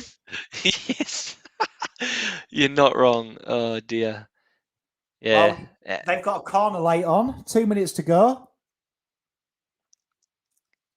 And United, this game is pissing down with rain. If I'm City, I want Grealish on. Yeah, for sure. Because it's the kind of game he breaks open. He'll come on for sure. But again, if I'm City, I'm probably not doing anything different to what we're doing because, I don't think. I mean, Ronaldo had 2 good chances, but at the end of the day, if it wasn't for De Gea, it should be 3-0. Ronaldo's caught the Man United curse there, managed to pass to no the one. 10 City players waiting for the ball. Solid. Let's have a look what Mitchie's got to say. The Dons or the Blues, who finish higher? As a Dons fan, I have to think Dons have more upside than the kids. Can't see the... Mate, we're top 5 this year. Don't worry about it. Don't worry about the Blues, mate. You don't worry about them, my friend. Yeah, Mitch, don't worry. Chelsea. That's the only success you're going to get for a while. Oh, Mitch, good old Mitch. Yeah, the Dons or the Blues, mate. Don't stress, mate. I'll keep reminding you week in, week out. Don't you worry about that. Yeah, Blues comfortably. And young players, please. Come on, Mitch. Come on. I'll tell you what, City haven't played well. I don't think brilliantly, but they have found all of United's weaknesses. They're better than 1-0. I'm humble enough to say they are better than 1-0 at the moment. Well, yeah. They definitely are. That ball there kills United. Drill it into the middle of the centre backs and then just drag it out. And then United are like, what do I do? Like, is Gabriel Jesus that good? It needs 3 centre backs on him.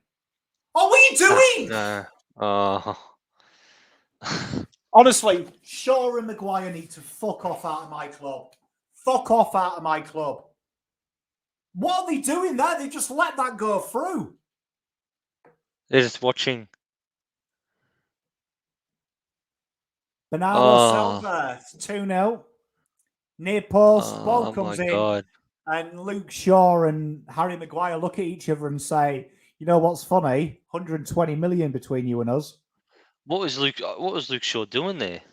Well, my first question is this passage of play here. 3 centre-backs on Gabriel Jesus. Why? Yeah, well, Right? Allowing Cancelo to be totally unmarked. Ball comes in.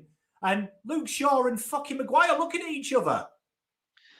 Well, I mean, De Gea's looking pissed off, and rightfully so, because what's he doing? Like, put your foot through it. Yeah, from your centre back in your left. Like, why are you letting it?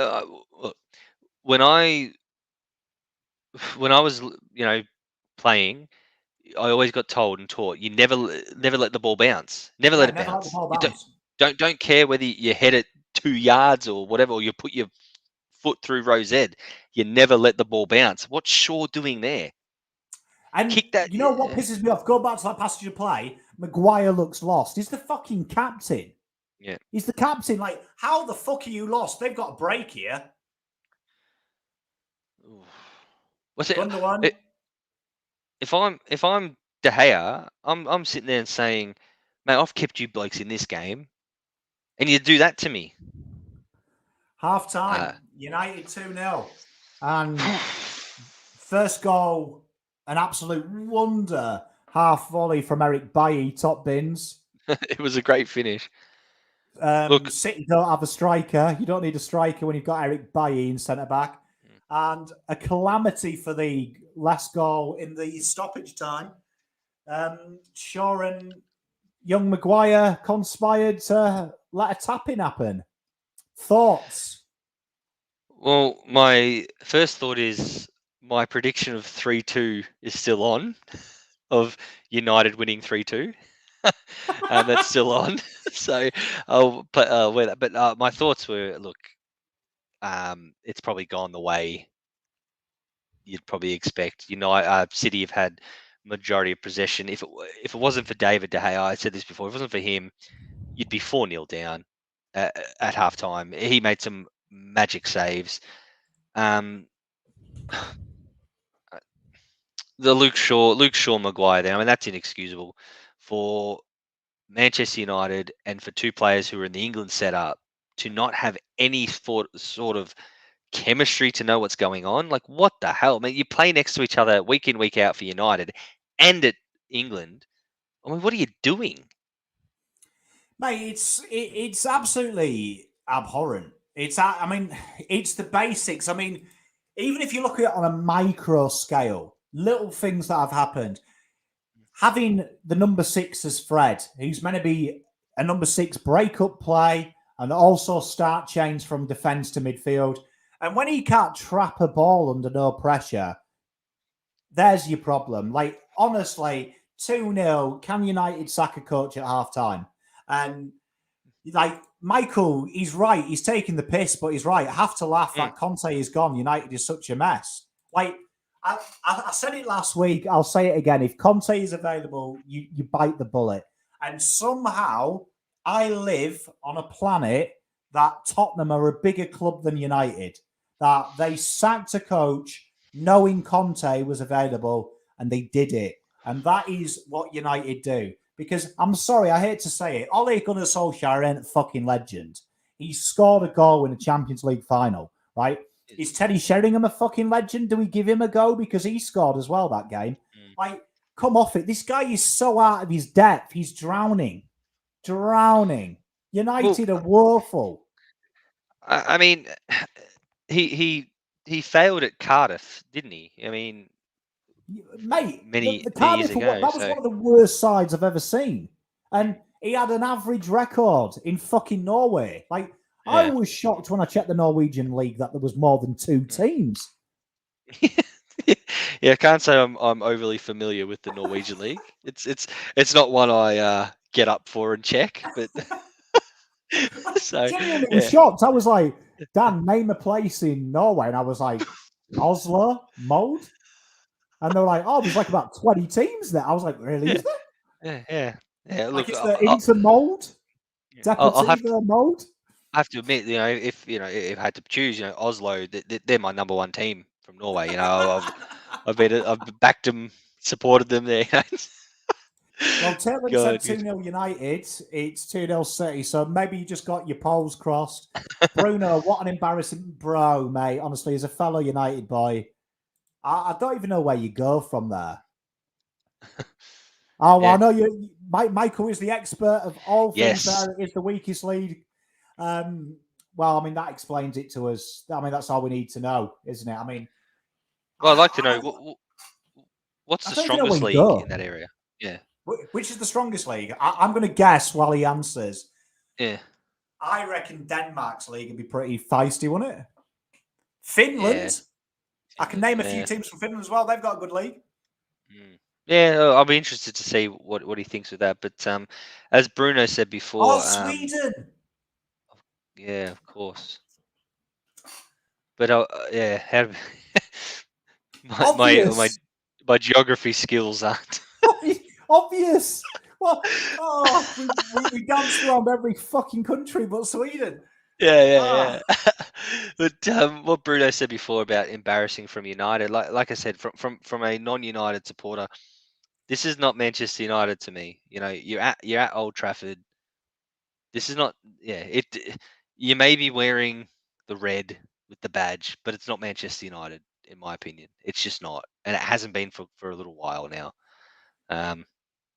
These Mate, players may um, get to wear the name and get the pride, or barely the pride, because they clearly don't care. But you know, the pride to play for Manchester United, but it's not Manchester United. mate, I'm It's with you. simply Like this not. passage of play here, Eric Bailly, you saw his first movement was to move behind his line of defence. Like, Mm, I'm expecting my wingback to go into the gap behind their press and say, look, I can get us a way out. Like, yeah, United are sitting back. They're asking for this. Like, if this was a boxing match now, you'd throw in your towel because yep. your boy's No, going to you're right. die. Yes, yeah. No, Like, you're you've got to right. start coming out punching. Like, this half, United need to come out punching. Yeah, Come out firing because they're sat back. Look at the space on some of these replays that City are covering. mm. Yeah. Like It's Eric Bailly doesn't even look like he scored an own goal there. I don't even think he knows where he is. yeah. You're right, and the footage are going to show, and I think though it will come up. The back five, it's so flat. Like it's just so. So You need flat a and narrow as well. yeah. You've got to It's react to their width. You've got to like. It's okay being cocky and saying, you know what, we're gonna cluster up. You can have the wings, but they're killing us on the flanks, man. yeah. No, you're right. You're right. And my question is, wing backs, right? I never played a five at the back because one, the teams I played for were okay, and two, right, no one plays five at the back. It's banter, right? Yeah, But the basic understanding of it is your wing back's got to be attacking and defensive. He's a winger, basically, yeah. at defense. I think When I think that that's a great Wan-Bissaka's point. on the corner flag, bro. Yeah, it's such a great point. You can't just go to a back five and expect your right backs and your left backs to be wing backs. It's a specialist position. You can only play a back five if you've got specialist wing backs in your team, and there's really not many going around that I can think of. Well, You know, yeah, there's a because few, no one but plays it. yeah, you can't just say, "Hey, Luke Shaw, now you've got to move up the pitch and be an attacking player." It just doesn't work like that. Well, Yeah, especially if you watch this footage here of Luke Shaw, it requires a bit of commitment, right? Like, and his defensive intent here is appalling. Like, that is Luke it's Shaw's man, right? yeah. And he's not even looking at him on that run. You're right. Like, You've got five at the back, look at and his you're left. eyes. Yeah, He's not even looking at him. but and as well, how come no one? He probably shouldn't need it, but saying behind you, mate, behind you, there's a man behind you. Like I don't know. I just don't know. It's Mate, and look at the gaps, man. Like, how are these so condensed and there's more gaps than a yeah, 90-year-old dog, man's teeth, man? Look at it. I need yeah. something to cheer me up. Give me something in the comments. Blue Baggers 42, do we support any Aussie clubs? I check out Victory. I wouldn't say I'm the biggest Victory fan, but I do watch the Victory games. What about you, Fazz? Yeah, look, a bit of a random story here. So when the A League first came in, my being a very soccer football supporting family, my old man said to me, "You cannot, under any circumstances, support Melbourne Victory because of Kevin Muscat, because he was a Millwall dog, whatever, right?" Fair enough. So I was forbidden to support Melbourne Victory. So when the A League first came in, I was like, yeah, I'll watch it. I didn't go for anyone because I was forbidden. But then as soon as Melbourne Heart was brought in, being a Melbourne boy, I'm like, sweet, there's a Melbourne team. Oh, hey, Dad, any reason why I can't go for Melbourne Heart? Cool, no worries. I'll go for them. So I'm actually a Melbourne City fan. I was a Heart fan and obviously now Melbourne City. So yeah, Might have to do a stream for the Melbourne Derby. yes, love it. Michael, IFK have always... Oh, Gothenburg. I remember Ravelli, the goalkeeper. He went on for like about 100 years. I remember Ravelli. I remember a bit of the Gothberg. Copenhagen. and I can't even pronounce that. Midtjylland are good in Denmark. Midtjylland, isn't it? There you are. Look, he's nailed it. Talking about Unwell A-League quality Unwell and those Bill. guys. Yeah. So quality. I Yeah. played with a few in Champions League qualifying on a FIFA on Football Manager.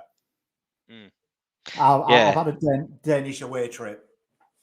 Talking about quality has nosedived. I agree. There's just no money in it. What I don't understand about the A-League is like your lack of ability to get any good foreigners. Money. That's all. That's what it is. I would have thought they would have tried. Yeah, I know, and I think Australia's the best play. A-League's played in the summer. What better thing you say to someone? Hey, come down and spend summer in Australia. Mate, I'm with you. Play for Brisbane. Sit on the Brisbane beaches all summer and just kick a football around in a league that's a piss take.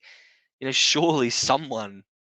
I don't know. It's bizarre, but I think my prediction is, and being a Melbourne City fan, I hope this is true. But my prediction is, I think you're going to see a team like Melbourne City just own the league because they're the only team that's really got a system in place, a youth system that progresses in place, and the money to attract good players, and the scouting network and all that to attract good players. So I think in 5 years' time, when Melbourne City have probably won the league 5 seasons in a row, it could be make or break.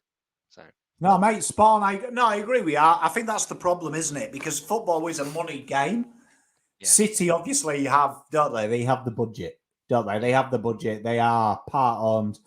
So it'd be an interesting time because I'd love to see like Newcastle buy Newcastle Jets. Yes, yeah, we spoke about that a few weeks ago. That'd be awesome. And even go for it. Well, do similar to what they did with Melbourne Heart and completely change the brand. Just make them the Newcastle like Magpies, like they are. Change the logo, change everything, and just make them full blown. I think that could be something that could reignite the league. And apologies to the Newcastle Jets fans. As well, they'd be shocked that other teams wear black and white. Yes, yeah, I'd love to see that argument, wouldn't it? It would be so good to see. It'd be so good to see Collingwood fans going, "We own it," and then a load of Geordies coming over and putting them to rights. Who's Collingwood? Who are these moats? Newcastle's bigger than Collingwood. It is. It's massive. And Taylor could be like 2018 at the Etihad when United came back and Pogba. Yeah, I remember that game. It could be. I mean, it's set up for Pogba. But he's not on the bench. Do you know what I mean? It's set up for him, but unfortunately, because he's sent off, it could be a game for. I'm surprised. Like Rashford's on the bench, isn't he? Mm. And he can't stop scoring. Why is Greenwood playing? Mm. No shape, Michael. You've nailed it. Change of tact. What do you think of Cooter never winning a Brownlow? And Cooney, I can't believe Adam Cooney is a Brownlow medalist because he looks like Adam Cooney. Every pub, I don't know if Australia has it, but every pub in the UK, about 11 o'clock in the morning on a Wednesday, there will be a guy about 40 years old who's pissed, who tells you that he could have been the next Georgie Best if it wasn't for an injury he had in year 7. Adam Cooney looks like that bloke. I agree. Look, I've got a bit of a theory with the Adam Cooney Brownlow medal. I think once he won the Brownlow medal, once after that, I think the AFL really woke up to themselves and said, we can't let blokes one good season winning a Brownlow. And so now they really strategic with how they vote, because now, unless you've had a couple of good seasons in a row, you never win a Brownlow medal. So I think that was the turning point, because Adam Cooney winning the Brownlow medal, turn it up. Mate, it's crazy. It's crazy. We've got Big Mars. They have tried to get some big names in the A-League over the years, Pommy. Melbourne City have had some big names. Yeah, they do try. I'm just surprised that, like Fazz says, it's a great place to live, Australia, right? And I'm just surprised that some of these retirees wouldn't think about it. Like Jack Wilshere would be case in point. The guy's doing nothing. Yeah, come down here. Come down for a holiday. Nothing. Yeah, and I think the one thing I've been impressed with Melbourne City with the big is they've attracted the right big names. the Australian big names. And not many people outside of Australia would know who Matthew Leckie is, but in Australia, everyone knows who Matthew Leckie is. And now he's playing for Melbourne City. Like, you're going to go to watch Matthew Leckie play. Just like when they got Tim Cahill. Yeah, so I agree. Yeah, Melbourne City do get some big names. Look at the spectator and the view numbers. They have gone down. I think it's like I've said it for years. I think the A League made a mistake of not trying to put a twin with the AFL and try to keep some familiarity with that. And that's what the Americans have done really well in the MLS. You know, having NFL teams co-promote with them, create kind of an understanding. Rashford, he could create something in this game. He could do. They brought on Sancho, though. Yeah. United haven't even made the substitution, right? So it's a great start.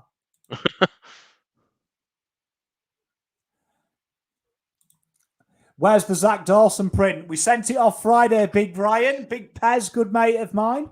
We love a bit of Pez. Every Australian has a story of how they could play AFL. Yeah, every Tom has a story of how they could have been in the Premier League. Great call. Great call. Wilshire would be great. He would be.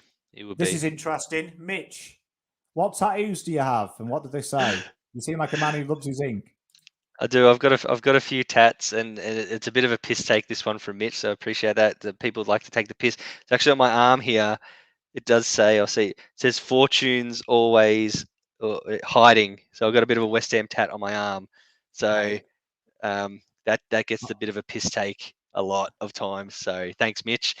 Everyone always talk up because I always talk with my hands and say, "What's your tat say?" Yeah, "Fortune's always hiding." So a bit of a West Ham tat. So if Tim's watching, you know, I know he's a mad West Ham fan. You know, that's for you there. So thanks, Mitch. But yeah, I've got a few around here, kids' names, family crest, all that stuff. So thanks, Mitch. But yeah, Fortune's always hiding. Go to Hammers.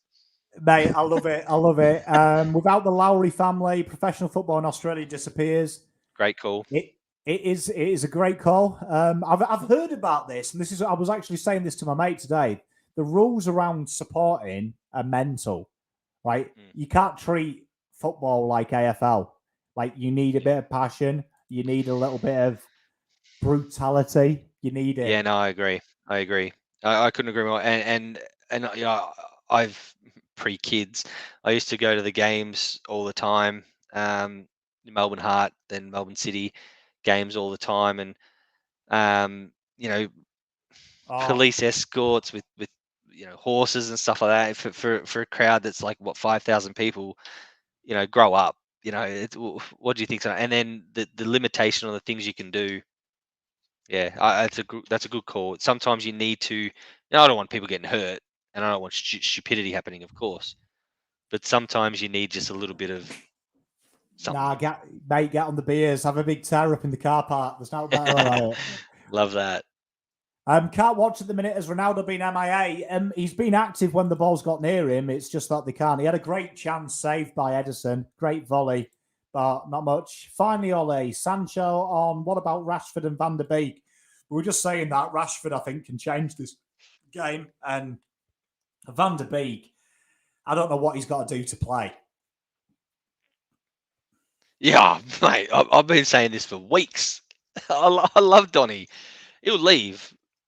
Surely he's going to leave. Mate, I can see him.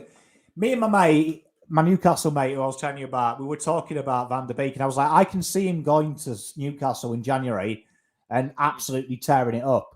And everyone being like, fuck, he's good. Yeah, he looks like a Newcastle player. Like, he's got that look about him. Yeah, I could see that. But I could just see him going there and absolutely being quality, and everyone going, oh my God, he's good.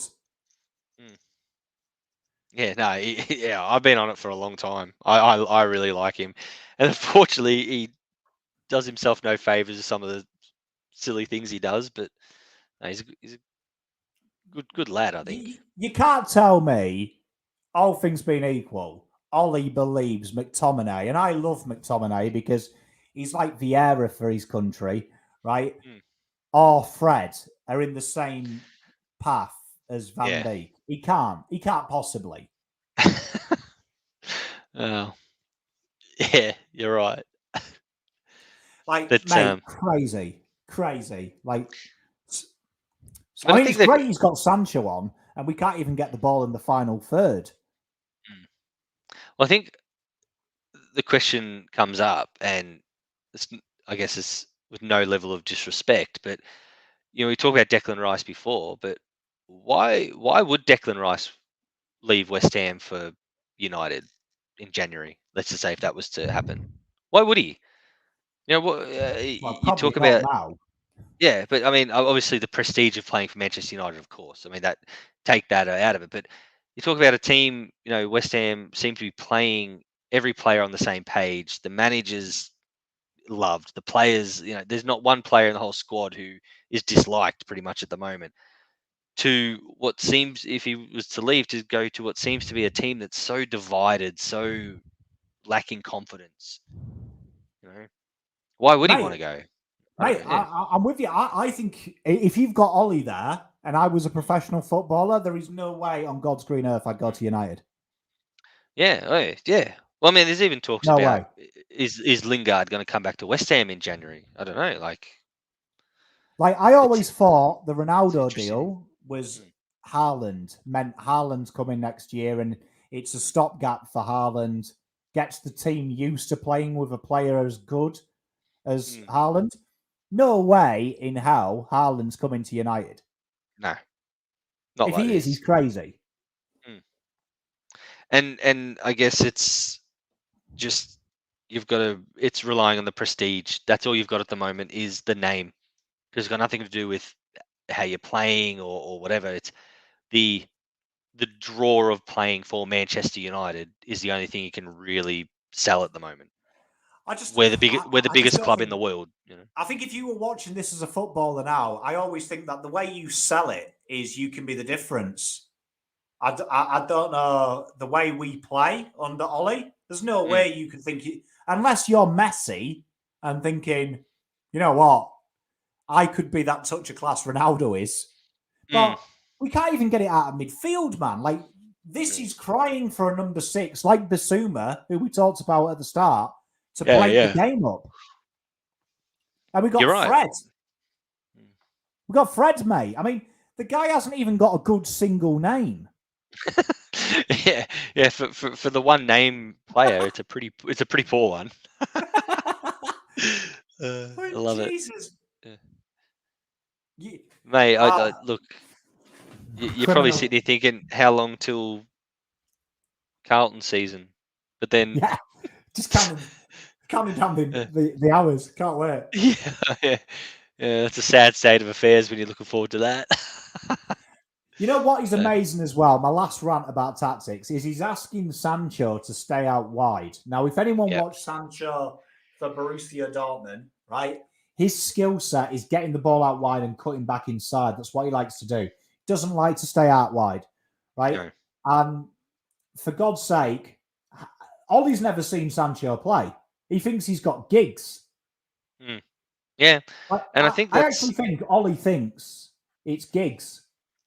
Well, I think it was an underrated point that I think you made earlier on, saying that you Manchester United signed Sancho. Did you really need him? You've got so many players who can play that position, but you've kind of signed him just because it's him. Does that make sense? So yeah, I think you made that point earlier. Like, as much as I rate him and you rate him, is he what you really needed? Where could you have spent more money elsewhere? So. Oh, fucking hell. United do not like that overlap, do they? Not at all. No, I agree with you, bro. Like, I'm with you. Like, why spend that money when, in my opinion, I wouldn't have minded spending that money on Sancho. I love Sancho. I think he's very good. But when you haven't got the number 6 role covered, I don't understand why you didn't buy it. Why we didn't buy it? Like, that would have been the first thing we should have bought. Number 6, and then move on. Well, it'll be interesting to see who, because I think we all agree that Ole won't be there in January. I don't know. I've got a horrible feeling that this is the rest of my life now. But whoever the manager is, Steve Bruce, whoever, Sam Allardyce, whatever, whether or not who they'll sign in Oh, January, or Donny's who they'll getting go for. warmed. Yeah, I did. Yeah, that's exciting. Donny! Our boy. Do you think Donny van der Bench should be added to the attendance count because he never plays? Yes. Yes. Timely Yes. call. Would you guys take ecstasy now for Carlton to finish 6th? Okay, I don't know how much trouble I get in for this, but I would take much harder things than ecstasy to get Carlton to finish 6th next year. So, yeah. See, great point by Bruno. Why can't Van der Beek can't get into this current midfield? It's mental. It's It's mental. crazy. He's behind Fred and McTominay. McTominay, I love him. National team, he's a hero. But in real life, McTominay is not a top 6 footballer. No, And I love him. And yeah, you're right.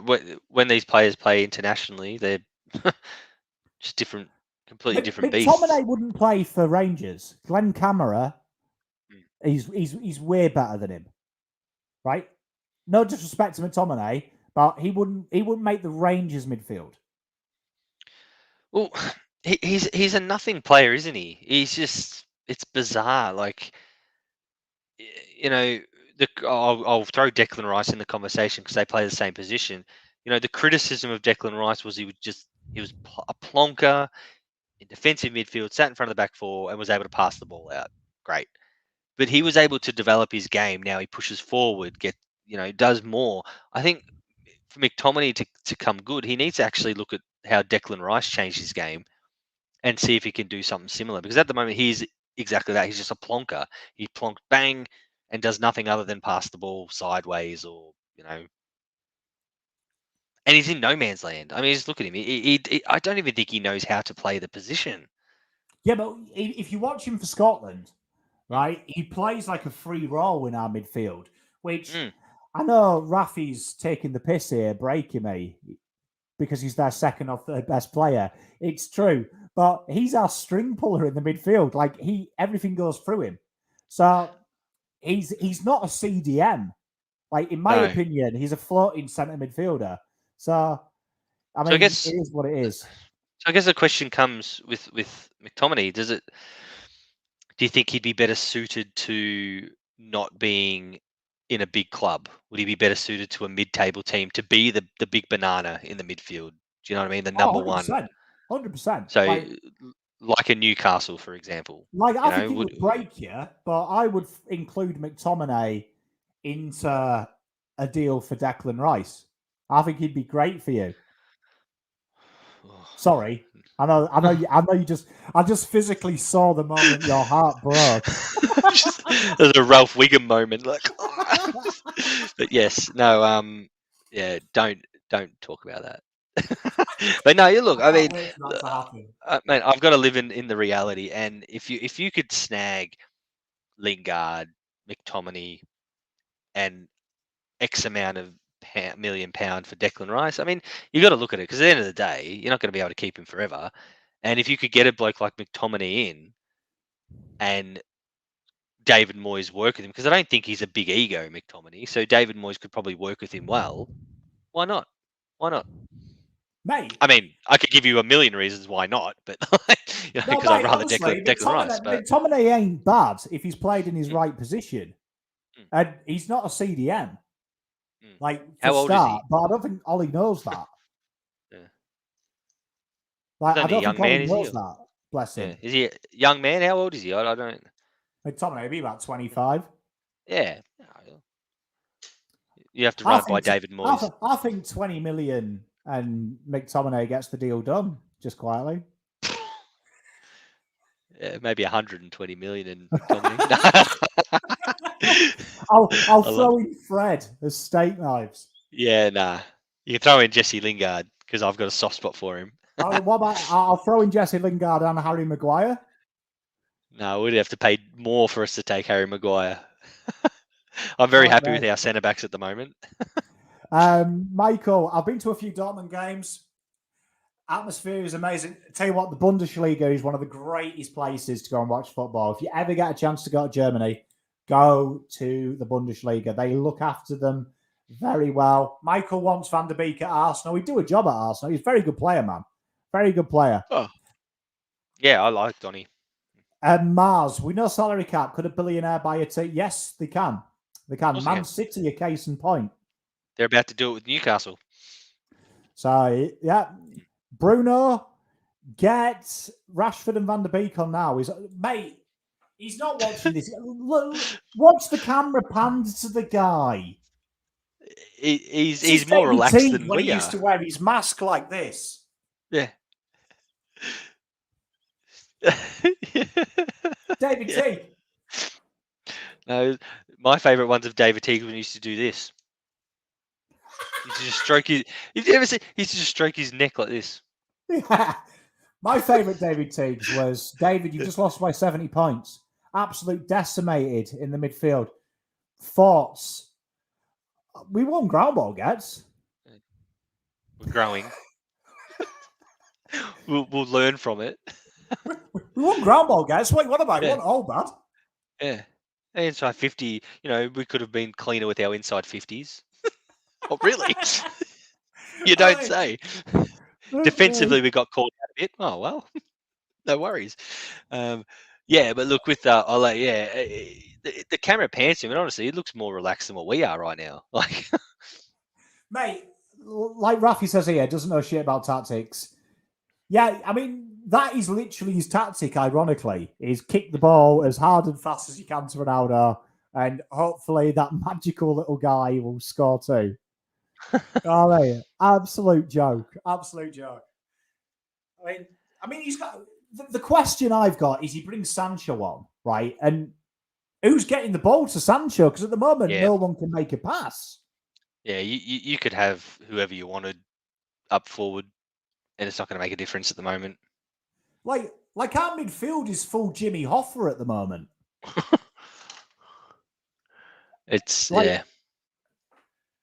They've got a corner. We'll go through some little questions. Pommy, can you visualize getting a job at Carlton one day? Starts with a dream. I would love to be the first overseas coach of a football team. I think it's great PR. But I could do. Tiggy's going to be the new Lepic. Fail as a coach, come to assistant and win a flag. Tigers 2022. That makes me feel sick. I'll tell you something for nothing. Not that you pay for my opinions, but I'll tell you something for nothing. Richmond will not win the flag in 2022. All right, so good luck to you. I can't wait to hear round one. Richmond go up by 20 at quarter time, and hearing the Richmond cheer squad sing "Tigi's at the wheel," and then it go all off when Carlton won by 70. I'd say some crazy. Richmond am I smoking for bottom four next year, mate? They are piss. Seriously, Richmond. Imagine. Can't even remember the last time they won a flag. Can you imagine? Tom could be an analyst in the AFL, mate. 100%. Agreed. You're too kind, you two. That's my dream job. I love it, Rafi. It's mine too. Ollie's getting sacked in the muddy. Fucking better. You better. If I wake up tomorrow and I see Ollie's still in the job, I'm going to flip. Monday morning. I'm going to tell the kids they're not going to the park. Oh, dear. Dad lied. No, look, it's Monday morning. Or will it be your typical current United fans are saying, "Oh, well, it was Manchester City. They're one of the best teams in the league. It was a good result." Come on. I've heard that about Liverpool, and I'm like, yeah, that's what I mean. That's what they'll do. It's that defeatist attitude that's been developed. Mate, that kind of attitude is the reason that Holland were neutral in the war, right? And that's why I don't class Holland as an international country. That kind of attitude, defeatist. Yeah. It's horrible, but it becomes a toxic attitude, and like we've seen it with Carlton a lot. It's a toxic attitude with Carlton at the moment, and it's now toxic with United. If you see this game out, right? What is it? 35 minutes to go, or 25 minutes to go. Sorry. And it's 2-0. There will be people who will post on social media saying, "Oh, it's good. We didn't concede in the second half. We took it Yeah, up I can to, see it. yeah." And it's just like, hang on a minute. Are you Manchester United or are you Burnley?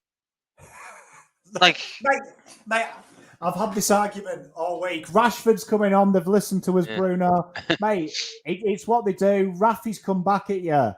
They're going to beat Carlton. Tell you what, if Richmond beat Carlton round 1, I'll do my review naked. All right. I'll eat That's my hat. how confident I am. Yeah. Nah. Richmond round 1, please. Comfortable. More chance of United winning this game 4-2. Yeah, please. More chance of Richmond winning the flag than winning round 1. And you know my thoughts on that. Nah, Lou, it's all just fun. We love it. We love it here. But like I said, are you Manchester United, Pommy, or are you Burnley? You tell me that. That's it, man. We're turning into Bernie. We're turning into one. Like, we're just accepting this. Like, there will be people now watching this and going, "Oh, 25 minutes without conceding. That's good." That's a really good job. You should be proud of yourselves. All right. Yeah. That's a participation ribbons for everyone. Mate. Mars, how often do EPL coaches get sacked after games with no press conferences?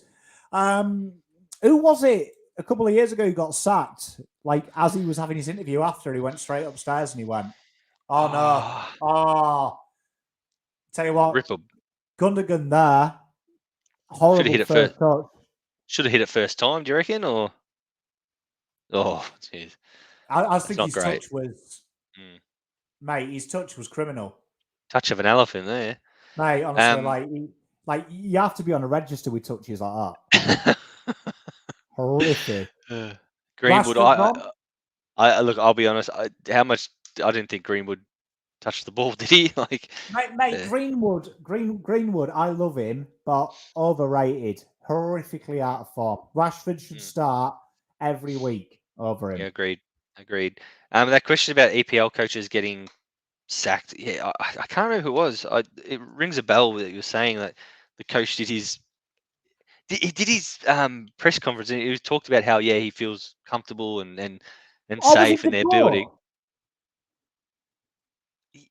Fulham? Palace did the interview saying Palace. that the fans, that the board are behind him, long-term vision. Yeah, and it was sacked. He was literally sacked after his interview. Yeah, I can't remember who it was, but it does ring a bell. It was a great call. It was a great shout out. Right, I remember it. Yeah. Man United must have a weak board. Signing Ollie for free, mate. I'm with you. I am with you. I am with you. Yeah, we spoke about that earlier. Yeah. Oh no.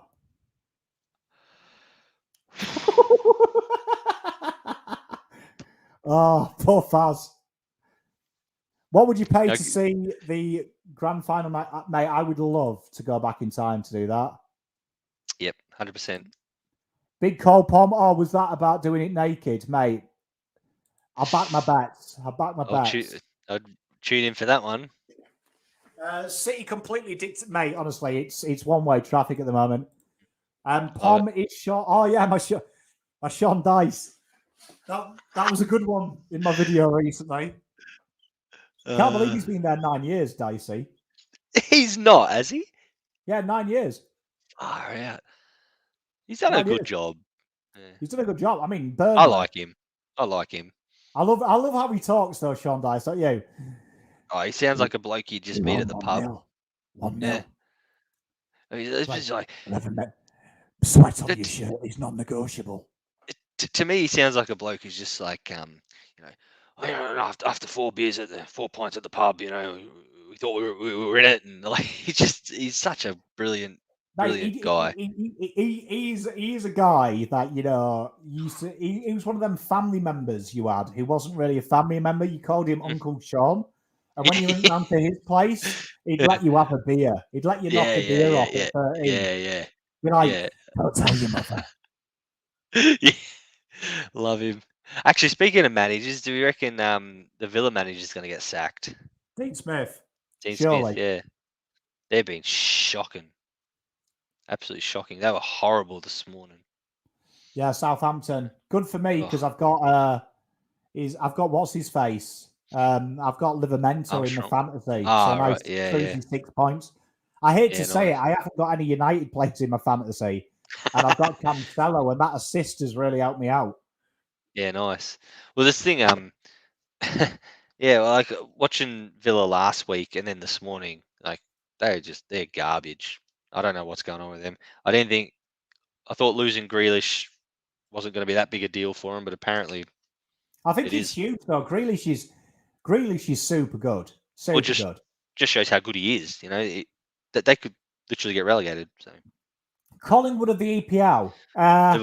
Liverpool. Yeah, I was going to say probably. I mean, it could. It'd be Liverpool. I hate to say it could even be United, could it? Most supported Yeah, club. it depends who you support. Yeah, I'd say Liverpool or United just because of sheer supporter base. Up until Liverpool won the league, 2 seasons ago, I would have said definitely Liverpool because it was always Collingwood talking about and they never win anything. But yeah, Geelong would be Spurs. you Always the think bridesmaid, never the bride. Spurs or Arsenal? Yeah, successful once upon a time. Yeah, yeah, I can see that. Yeah, I like it. That's a real. I love those conversations. Who's the who? Yeah. It's good. I have it with Australians a lot Mm, because it's a good way to explain the Premier League to them. yeah. Why do people accept and continue with failure mentality? I'm the kind of person that will fight to the last bullet.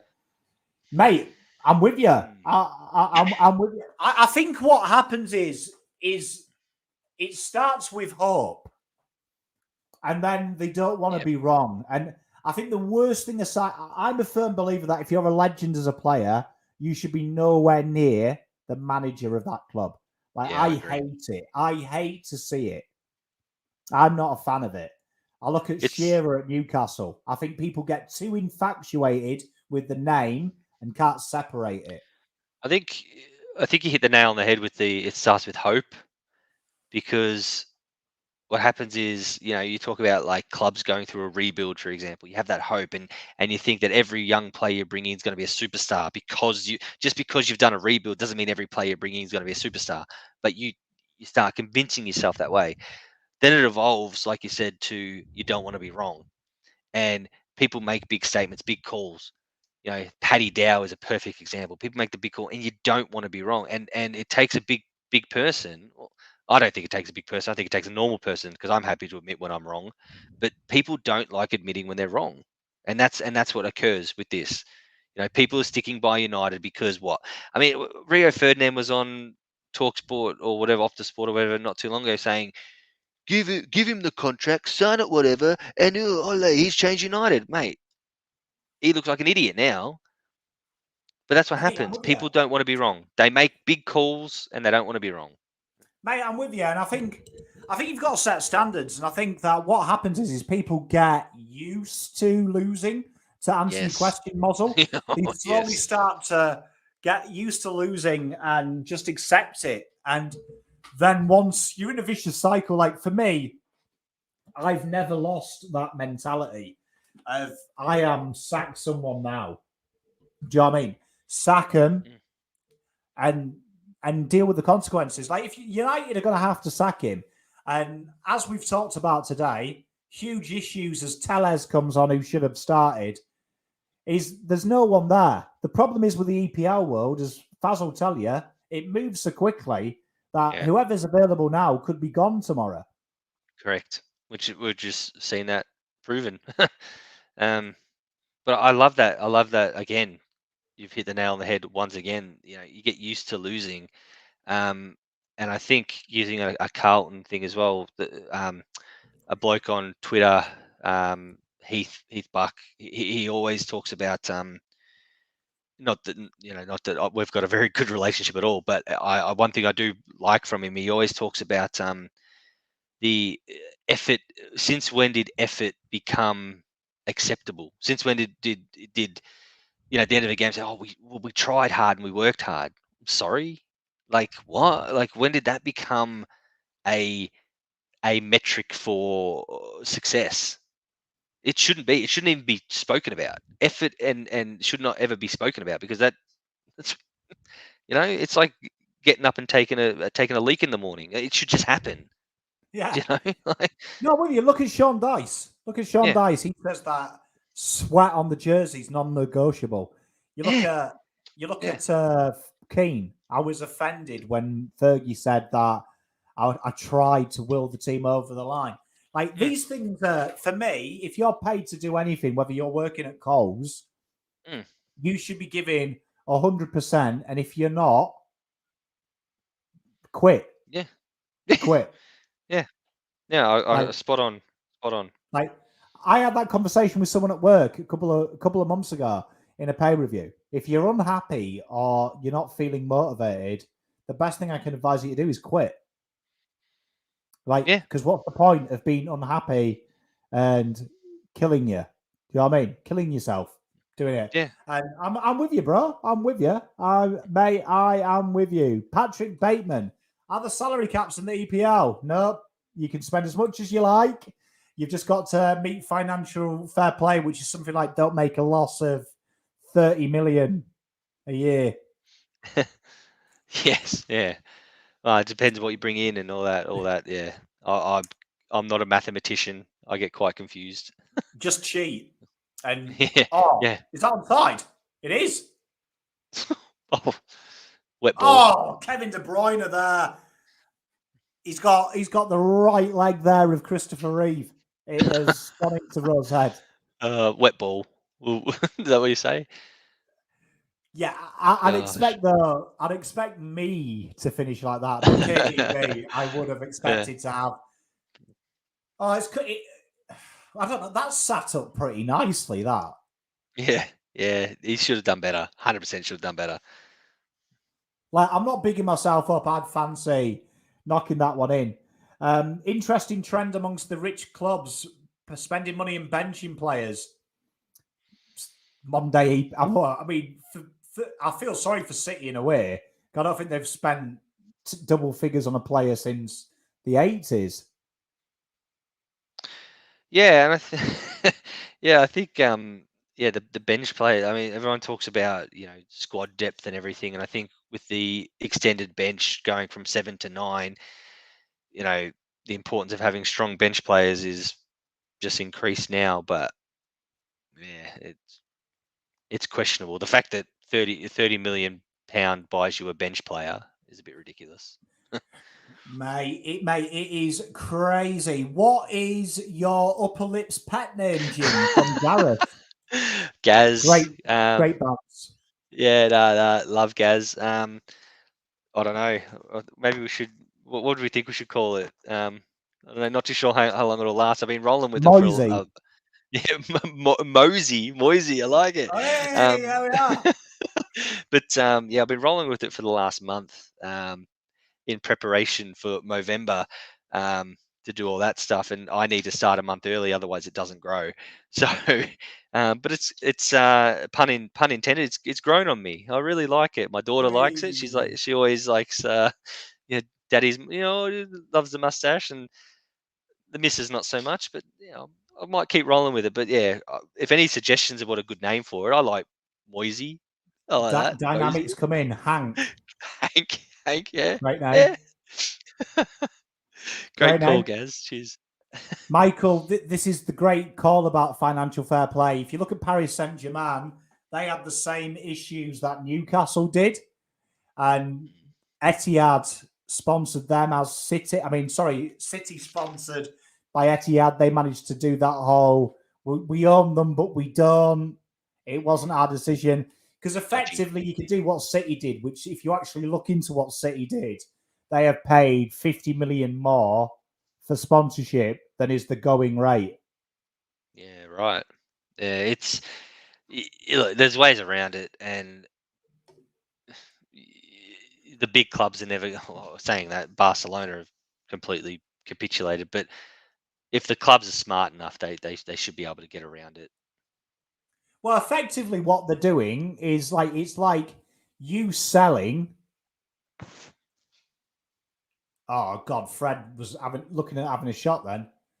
Good ball in by Sancho. Couldn't beat the first man there at the post. Harry Maguire's lining up for a shot. Oh, come on, boys. Not happy. But He's yeah, our I mean, boy. so effectively what happens is say if Donny Van oh, Beaky's coming on for Fred. He's our boy. Yes! Fuck off, Fred. Straight down the race and go home. Well, effectively what happens is, let's just say Fazz owns a football team and I'm his director of his business, he's co-director of his business that he owns. And I would then sponsor him if they had a $200 million debt or $200 million to have my company's logo on his shirt. And that balances the books. And that's what some teams are doing. It's illegal, but teams like your Saudi sides, your Saudi businesses, because of the way they're owned, it's so grey, you can kind of get away with it.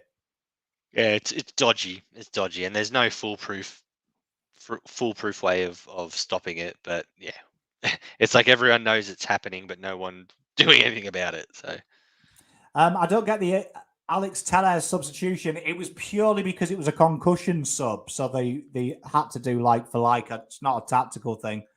I do think they could have maybe cheated and brought on an attacking player maybe for him and changed back to a 4-4-2. But would you trust Lindelof, Bailly, and Maguire at left back? I wouldn't. No. Oh, massive overlap here. He finds him. Foden on goal. How's he missed that? Well, you know what? Phil Foden.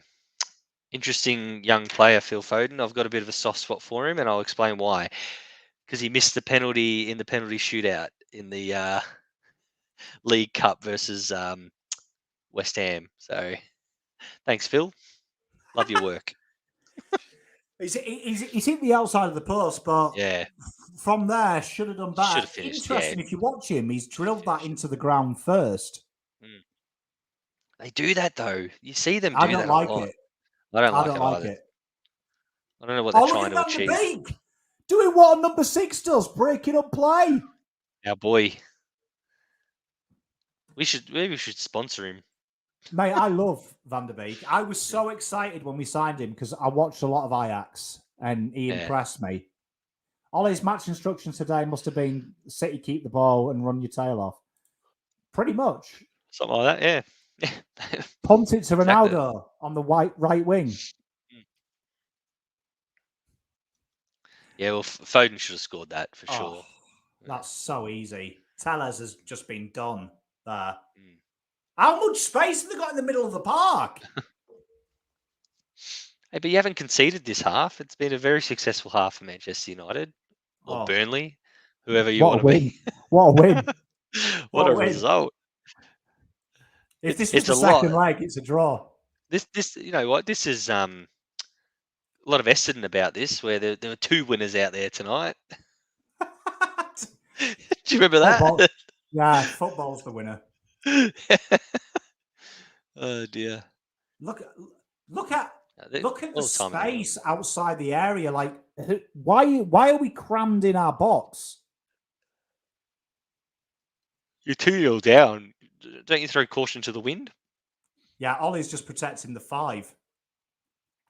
Well, yeah, well, that's his saying. It's like, well, you know, I'm sure he'll have a David Teague-like press conference where, you know, well, that second half, we broke even in possession, and he'll be like this. We can safely say that the best number 7 on the field was Ronaldo. Yeah. Imagine being a right back, right? Just imagine being a right back in the Premier League and a left back actually pushing you off the ball. Imagine it.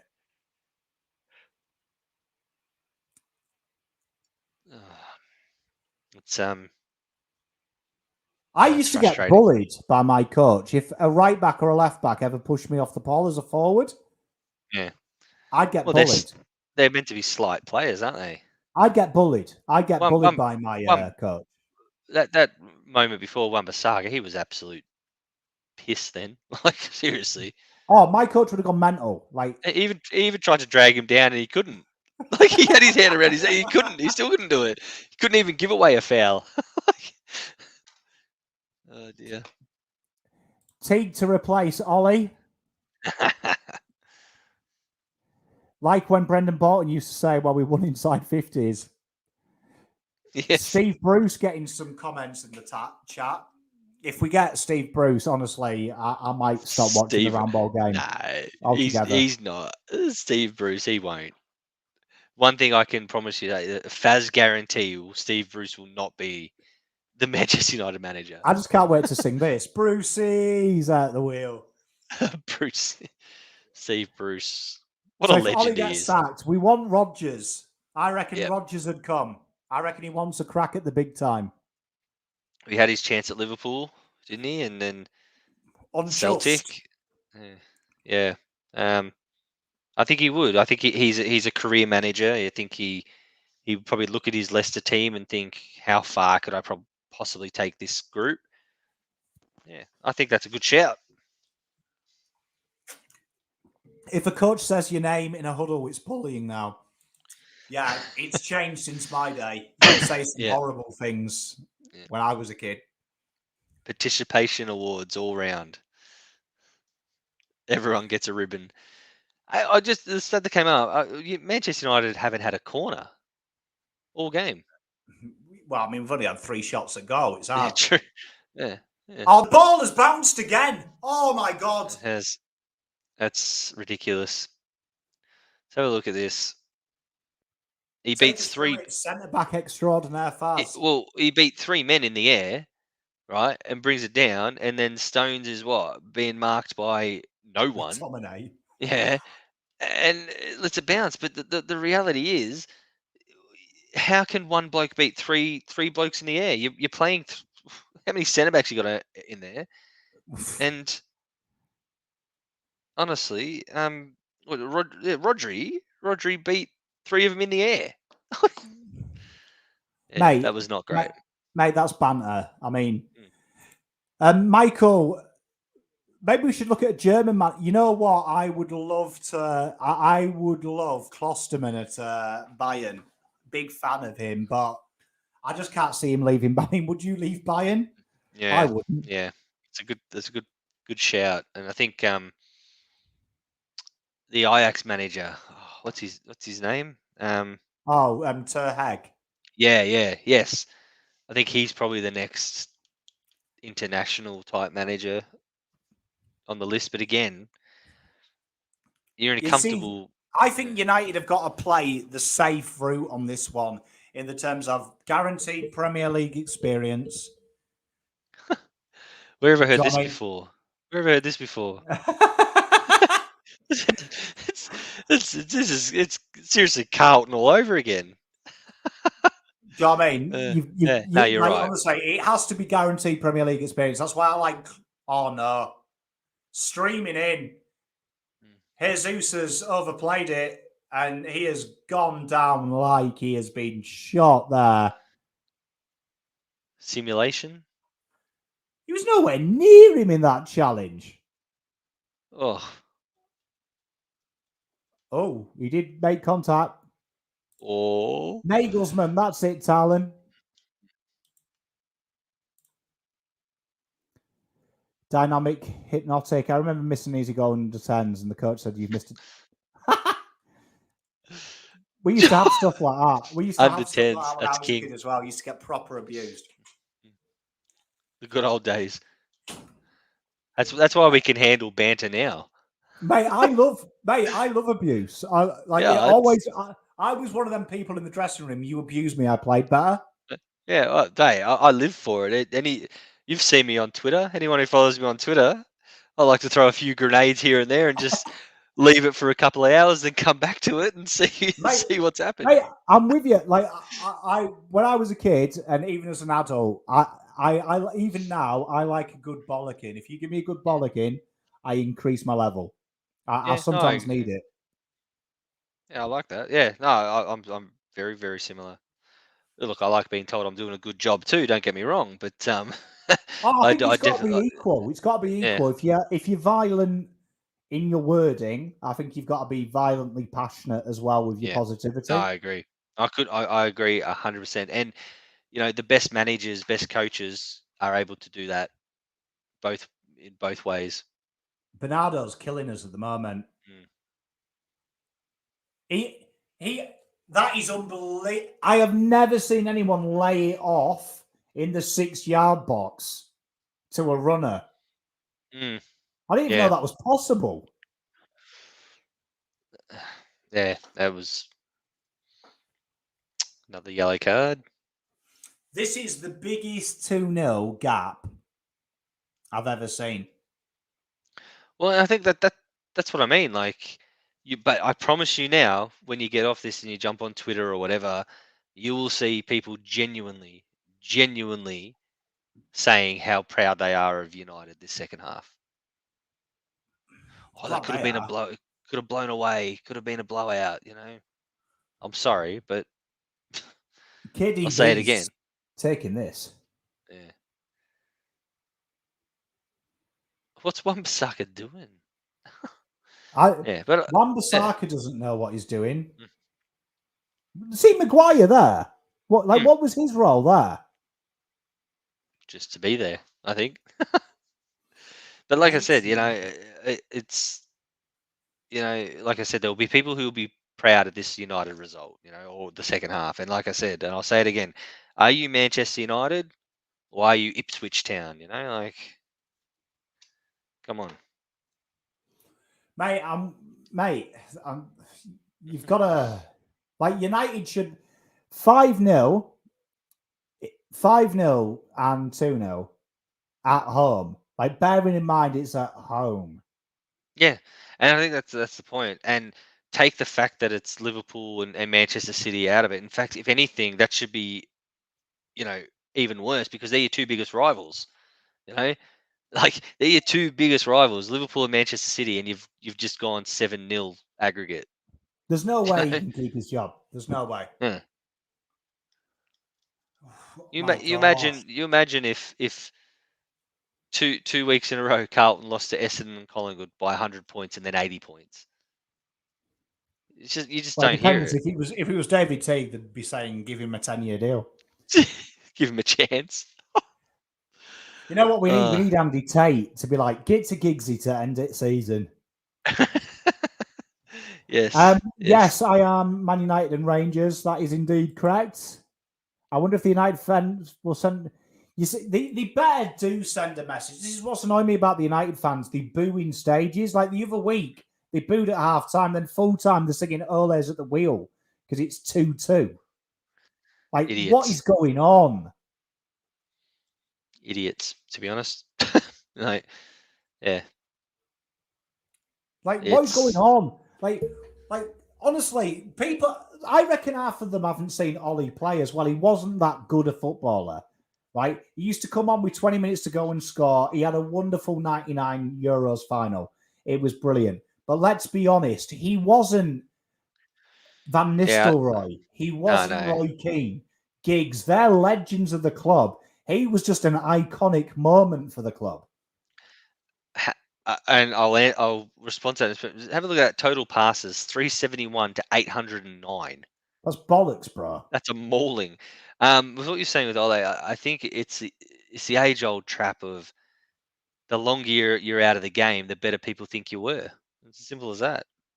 You know, Mate, and he look at Gerrard. He's having to do his apprenticeship at my club yeah, Rangers. yeah. That they haven't And he's like one of the he wouldn't get the Liverpool job next week if they no, no, sacked no, him. no. And he's one of the best players. When he was playing, obviously, he was one of the best players that I've seen in that era. Um, Yeah, I just think it's a dangerous game being a superstar player or whatever. And like I said, Ole wasn't even that. I think it's a very big case of 20-year-olds YouTubing Ole's highlights and thinking he was a legend. That's all. Mate, I'm with you, and I just think he's got to go. It's like calling David Teague a Carlton legend because he won a best and fairest They there. did, though. They did because Yeah. he won a best and fairest in a shit era. Yeah. Yeah. Yeah. Ball comes in, Ronaldo! That's proper defensive header there. And John Stones, if he played for United, that would have been a bullet header, top bins, 3-0. Yeah, you're not wrong. Oh, your first corner of the game. Rashford, be a can I goal. please have your shirt? No, don't do it.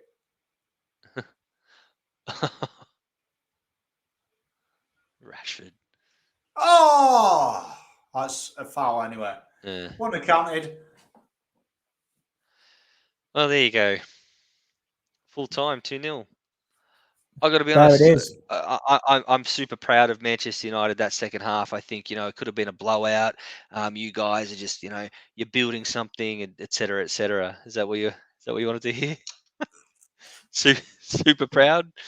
Problem is the way I see it for United is Rashford and Greenwood are coming up to Rashford, particularly important years of his career, where at this level of his career now he should be on the precipice of making the big time and really breaking out. Like, look at Greenwood. Mbappe at that stage was getting regular game time, regular coaching, regular guidance, winning, learning the art. We're ruining some of these players. Like, they never looked like winning that. Like, United didn't look like winning that at all. The City were very comfortable. That was one of the more comfortable wins they'll have. And as you said earlier, that was the biggest 2-0 gap you're likely to see. In my opinion, that game was controlled better than Liverpool controlled it. Yeah. Because at least we had the ball every so often. Like, look at this prick here clapping. Like, if Ollie's got any dignity, and if he's a legend, I said this about Teague, about round 16 last year. If he loves the club as much as he says he does, send your resignation into the head office. Yeah. No, you're right. And I think, again, one of the other comparisons that you can make with the Carlton United, George, what you just said before about the Rashford, the club is ruining some of these kids. Exactly what Carlton have done to the high draft picks. They've ruined some of these kids. It's just Van when der you've got Beek played shit like management, 2 minutes and was breaking up play. And Fred played 78 minutes and ran around a bit and did nothing. Yeah. Look. And now you've got a game in hand and 3 points ahead. And when we beat Liverpool tomorrow night, 6 points ahead, mate. Lock in Champions League football. Oh well, we're just taking one week at a time. 1 week at a time. With the so it's an international break, isn't it? Next week. It is the international break, and then we'll be back at it. Well, thanks for everyone for tuning in. Much love. Yeah.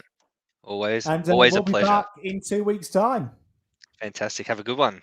Cheers, everyone.